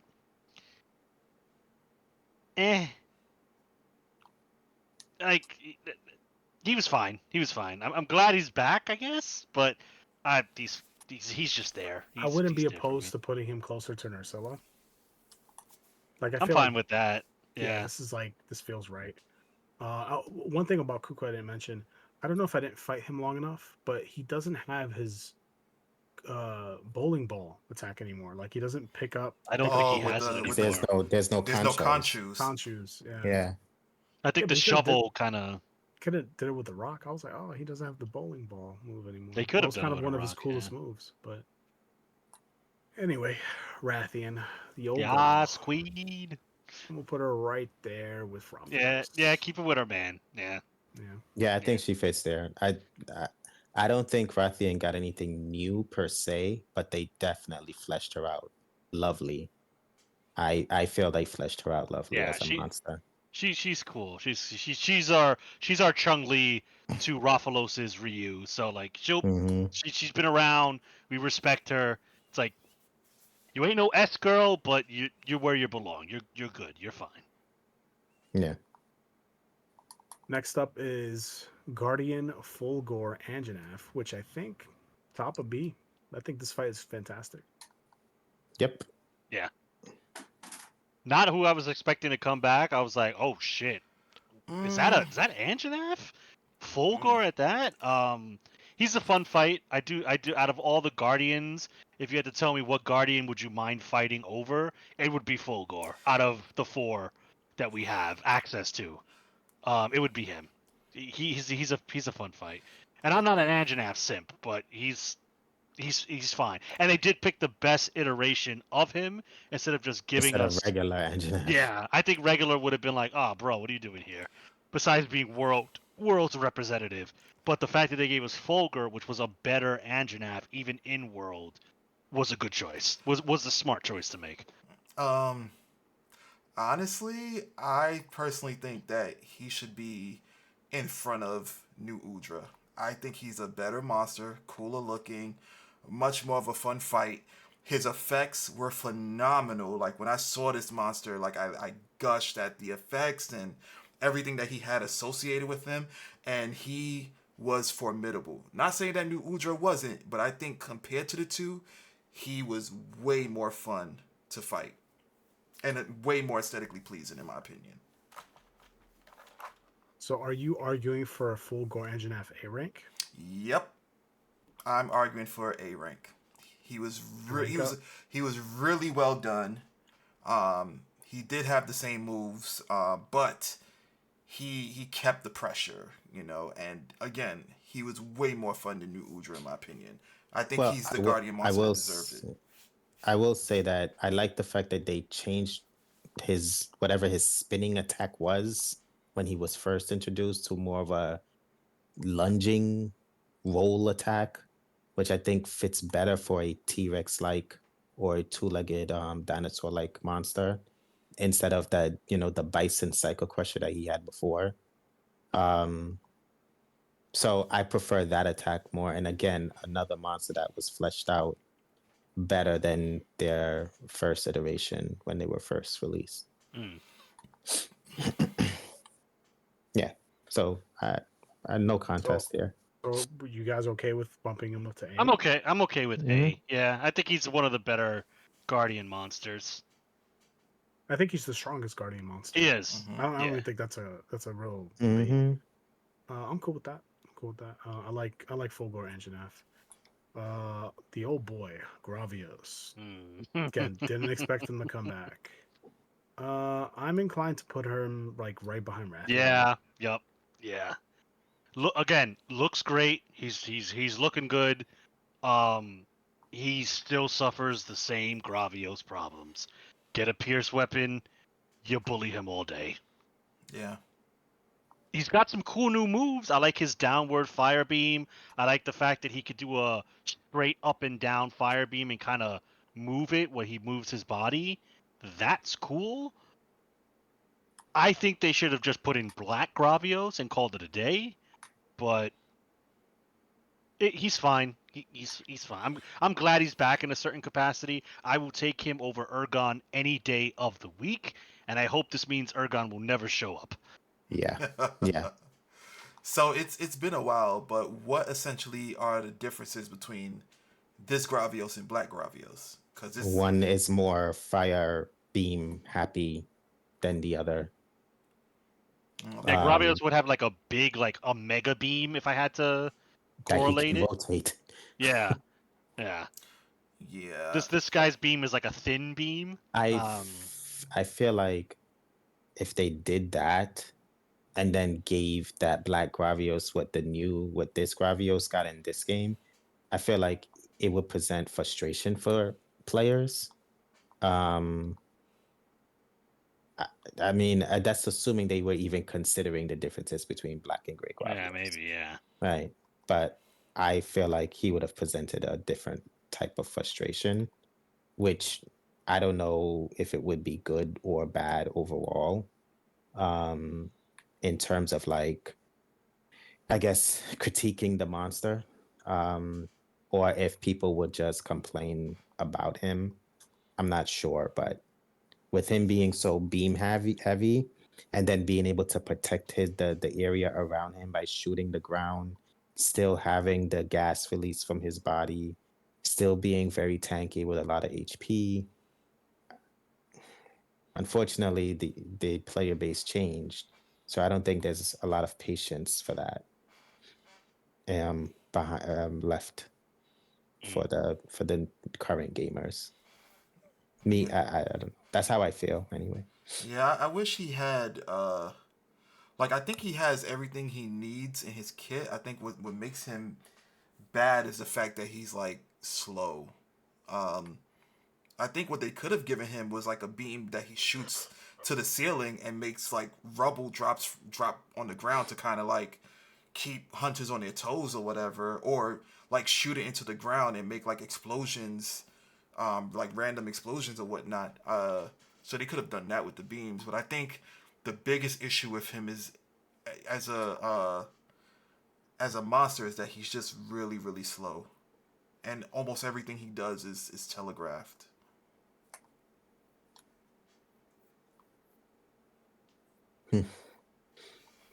All right, moving on. Blangonga. One of my favorite monsters from not Frontier, Freedom Unite. I am a little disappointed with his iteration in this game, both design and his combat. I think he's been nerfed a lot compared to what he used to be, but I think he's still a decent fight. He's like right next to Gypceros for me. Yeah. It was very shocking seeing him. It was like he looks so fluffy now. What did they do to this guy? It's like Yeah, I don't love it. He used to look so muscular in the yeah, other and I games, was but that's really because of the graphical yeah, limitations. yeah. Capcom But was that like, we looked got this. cooler. Yeah, I mean, because he was like He's like, oh wow, this is a great ape. So you know, if you've ever seen a shaved chimpanzee, that's Blangonga. But now it's like we got them fur textures. We're using those fur textures. So now he's fluffy, which I guess makes sense for a creature that lives in primarily snowy terrain. He does have to have a thick pelt to stay warm. But I do agree with you. It does take away from his imposing design. He also feels shorter. I don't know if that's just me. He He's looks like, smaller. yeah, he looks smaller. I'm He like, feels smaller. He's yeah, like, it's like they cut off his abdomen and put him together, and I was like, "Yep, that's Blangonga." And I'm like, yeah, okay. So it's not just me. I'm like, this Nah. guy looks. I mean, I'm all for short kings rising up, but like, what do they do to this guy? They're like, I think okay. they also they shortened his clothesline. Like it's not nearly as Oh powerful yeah, as it used to be. big But I time. think it's also because of the level. To me, this is my theory. I could be wrong. I think they made the ice level first, and maybe made Hirabami and Jin Dahaad, and they were like, we need more ice monsters, and they were like, okay, let's add Blangonga. But this is not the Blangonga I remember. Yeah, he doesn't even He dig needs a anymore lot more either. space to fight you properly. Say again. No, I was saying that he doesn't use his dig attack either. He doesn't have that He, anymore. he does. He He does does have have it. it. Oh, he Yeah. does? I've You never just seen him use it. you killed him too fast for him to Yeah. display it. And you Yeah. know how the He uses ice. his boulder attack, like when he raises the ground and throws it. He uses that more often now. That's like his go-to now. Yeah, and I was also going to add that since the ice attributes have changed, his ice breath it doesn't really it's not as impactful as it used to be because now Nah, he it's he better. strafes. I don't think it's better because It's better. because he has to accumulate it in order for it to get you. So the reason why I say it's better is I don't recall him strafing it in the older games, like moving from side to side with it in the older games. Hmm. But not only does he move it from side to side, in the older games, it was a one hit attack. So once you block it, that's it. You're done. In this game, if you block it, it eats through your stamina on multiple hits. So if you don't have enough stamina to block it, you're going to get hit. Another thing that I like about it too, why I feel like it's better, is the beam in the old one will hit you, you'll get knocked over, and sometimes you'll get the snowman effect, but you can still move. The beam in this game, or his snow breath in this game, it freezes you in place. So you're stuck in place. So what happened to me earlier today when I was fighting him, because I needed whiskers, it was two of them in the same area. And I got hit from one that was off screen, and he froze me in place for the other one to do the stupid rising rock thing to land on top of me. Did I die from the attack? No. But I definitely had to run and create distance to take a potion because the setup was just too good. I feel like the ice beam in this game is better, but it's just Blangonga himself. Something happened, whether we got more tools as hunters, or or they changed things that he's done. I don't know, but Blangonga in this iteration feels very, very weak. But the ice beam in itself has better properties now I as an attack. I think the ice attribute has better properties overall within the game because it makes you stuck. However, how he implements it, I don't know. I don't think so cuz like with me in my experience like when he would do it by himself, he would catch me a little bit with it and all I had to do was just roll out of the way. Whereas if you got hit in the older games, you were instantly in a snowball.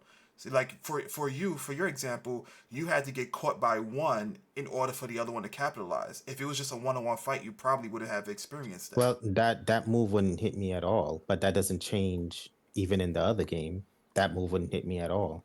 Though that move to me is on the same level um as vulnerability as Rajan's Thunder Beam. Like I love when Rajan does his Thunder Beams because he's in place and it is a focal point. So with if Rajan Thunder Beam was strafing, that's a very different attack than just keeping the beam straight and focused for like a good 2 seconds. Yeah, well But that's strafing it is very different. no, you're right Now, about that right. because it's an instant hit. However, With Blangonga, it's an accumulation base. So he has to build it up on you in order for the status to take effect. At least that's what happened with me. If it was Yeah, but you're No, instant, HP. You're that's still how it taking is now. HP. Yeah, Yeah. that's how it is. It's a build up, and I think that's appropriate for Blangonga in terms of how small he is now, and he's not supposed to be some type of apex monster. So I think that's very appropriate for him. To be honest, I honestly feel like just the beam attack in itself, is better now than it was before. I don't know, but Last but not least, Gore Magala, the main event. I would say top of A, bottom of S. What do you guys think? I would say bottom of S personally. Excuse me. Other only attributing to the fact that he's one of the more difficult fights. Aesthetically wise, I like the way they looked. Like his cape, his cape arm thing, looks like rippling fur that's also darkness. I don't know, it's hard to describe, but aesthetically it looks nicer. Again, comparing him to 4U is not applicable. I understand, but I just call him like I see him. Um he's largely the same. He does have a couple new moves. And I've seen him before, so that takes some shine away. But I mean, I've always had a soft spot for Gore Magala, so I kind of like him. Um I could concede top of A, even though he is one of the end game grind fights. Because at the end of the day, he is just Gore Magala. But if I'm looking at it from like a new player, or maybe someone that didn't play Rise, it's like, oh shit, this guy's pretty intense. This guy's crazy. What is this? What is this space AIDS that he's putting on me right now? Um, but yeah, not not. I'm gonna sound like contrarian. I'm gonna contradict myself. I think maybe top of A now that I think about it more. Um, it's a good fight, but like there's something about Ray Dow, and it's Ray Dow just takes it. Even though Gore is an OG, he does not compare to Ray Dow in wow factor for me. So yeah, I changed mine. Yeah, top of A for me. I'm okay with either S tier or top A. I, I think he's a strong fight. He's a strong monster. Good fight. Keep you on. He's harder in some ways. I don't know if everybody's going to agree with me, but in some ways, I find him to be a harder fight than Arkveld.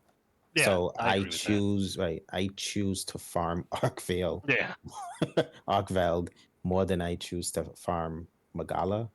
The only time I fight Magala is if I see that there's an investigation with a gem in it, because his gems is worth what 800 points for me to trade in. So that's it. Other than that, I try to avoid him. It's more of a headache fight for me. So I I think his fight is he's like an amped up. He just became more amped up in his move pool and his behavior. I mean, that's how I feel about it. yeah, I would agree. Either spot is okay. Uh, Low S or high A, it doesn't really matter to me.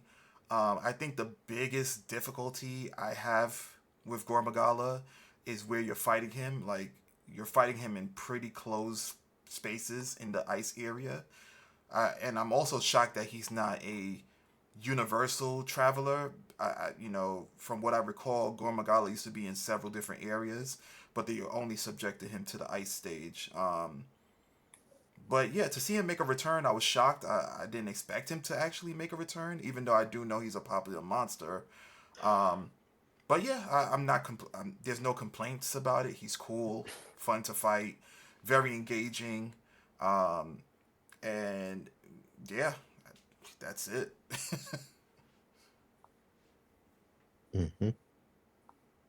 For me, I think bottom S is appropriate. Gore Magala is he was very impactful when we first saw him. I remember the cutscene where he first appeared and broke a Tiger Rex's neck in like 2 seconds. I remember that Mm-hmm. very well, and I remember seeing it and going, "Wow, this thing is intense." And I think his return was maybe not just as impactful because that was the first time, but very impactful. And I was very excited to see him come back and to see him, face off with the Ace Lancer from Monster Hunter 4 was pretty cool. I was like, wow, that's pretty sick. So, and then the fight itself is pretty challenging. It's probably the hardest fight in the game.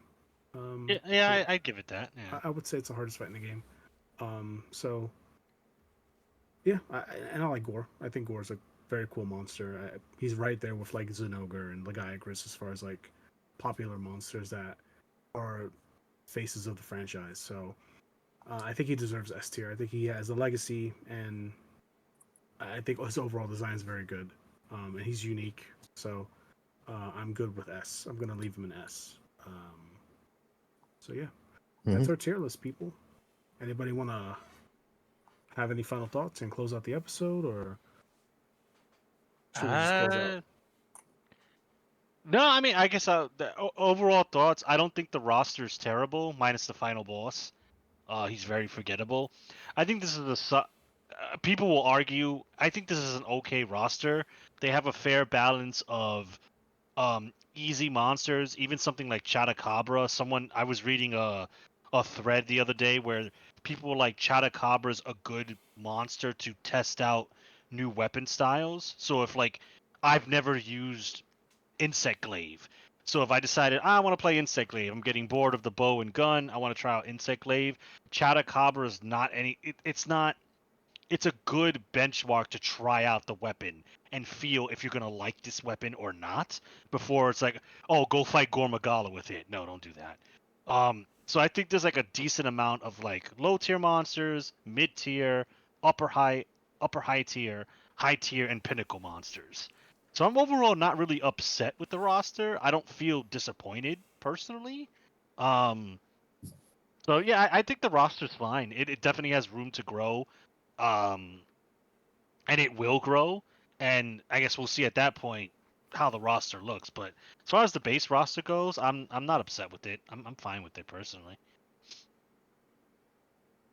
Yeah, same. I'm fine with it. It's I think it again when you great or good video game design is giving the player mechanics that they can use.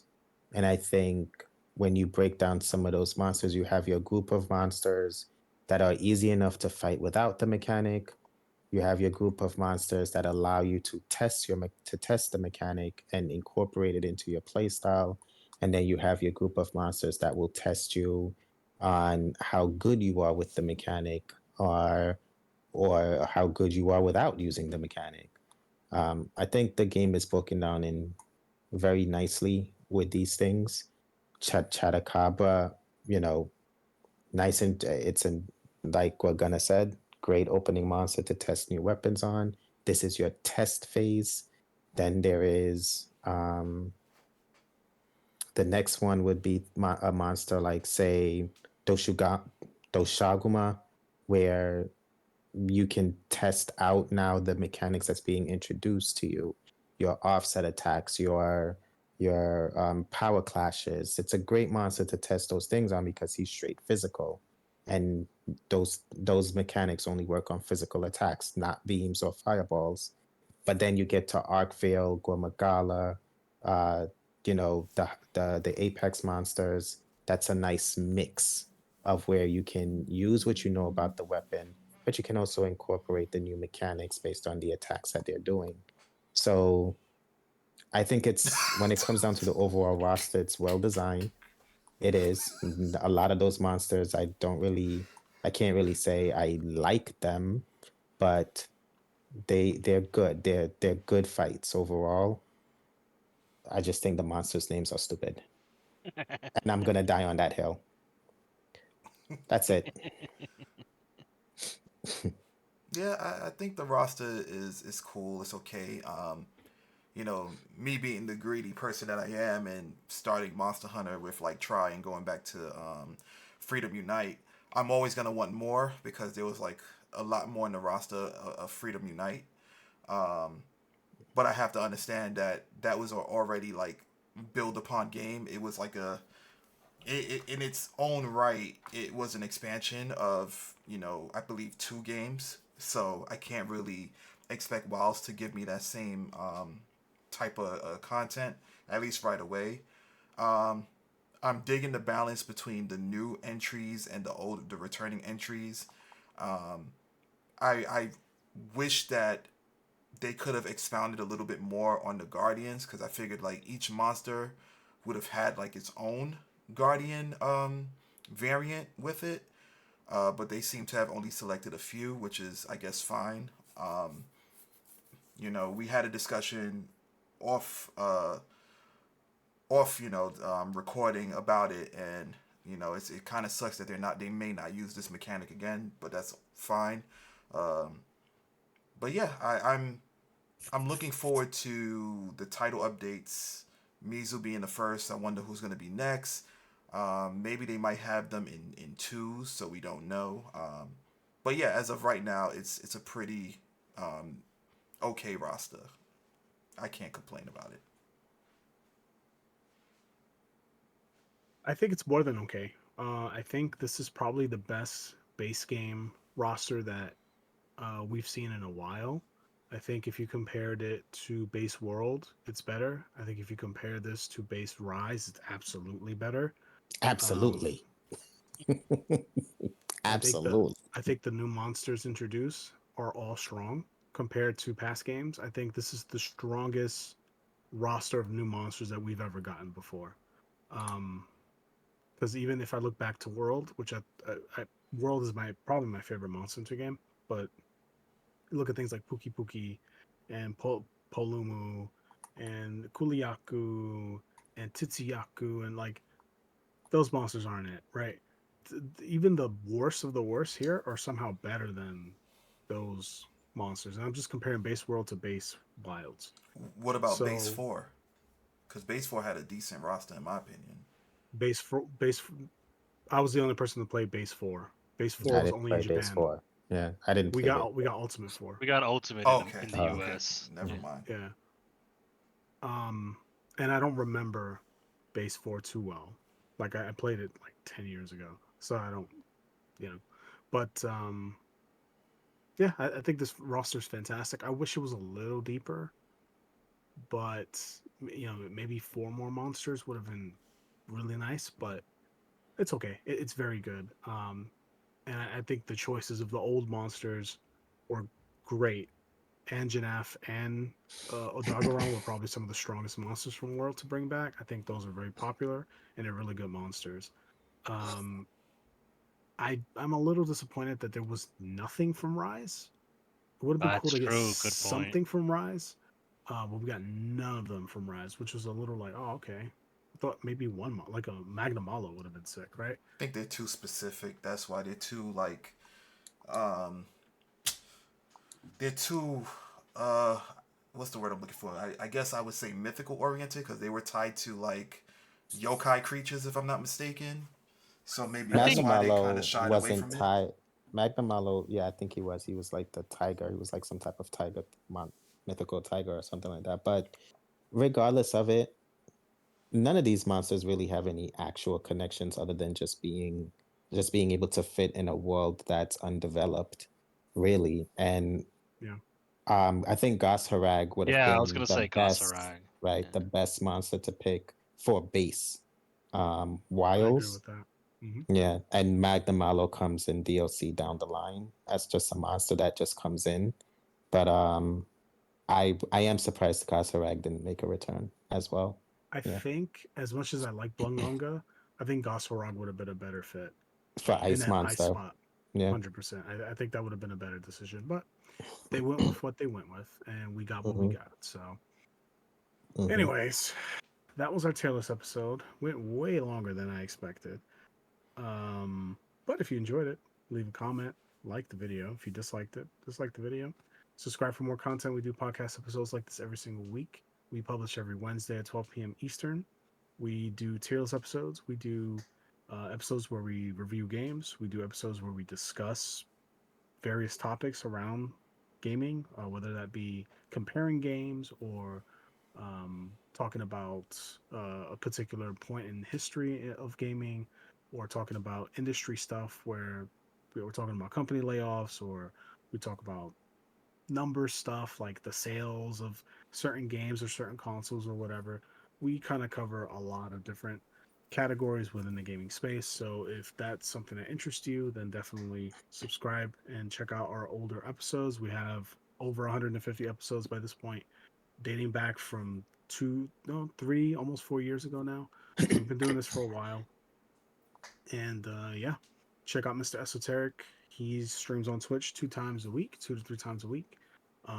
His link to his channel is down in the description, as well as the social media links as well. So if you want to follow us on Instagram or Twitter or X, Discord, Facebook, TikTok, whatever, pick your poison. It's all down there. You check it out. With that being said, we'll see you guys next week for another episode. And it will be shorter. I promise you that. The episodes are usually an hour long. Tier list episodes are always like long, especially when we have a panel of 4 people. So, yeah. Peace. See you later. Till next time.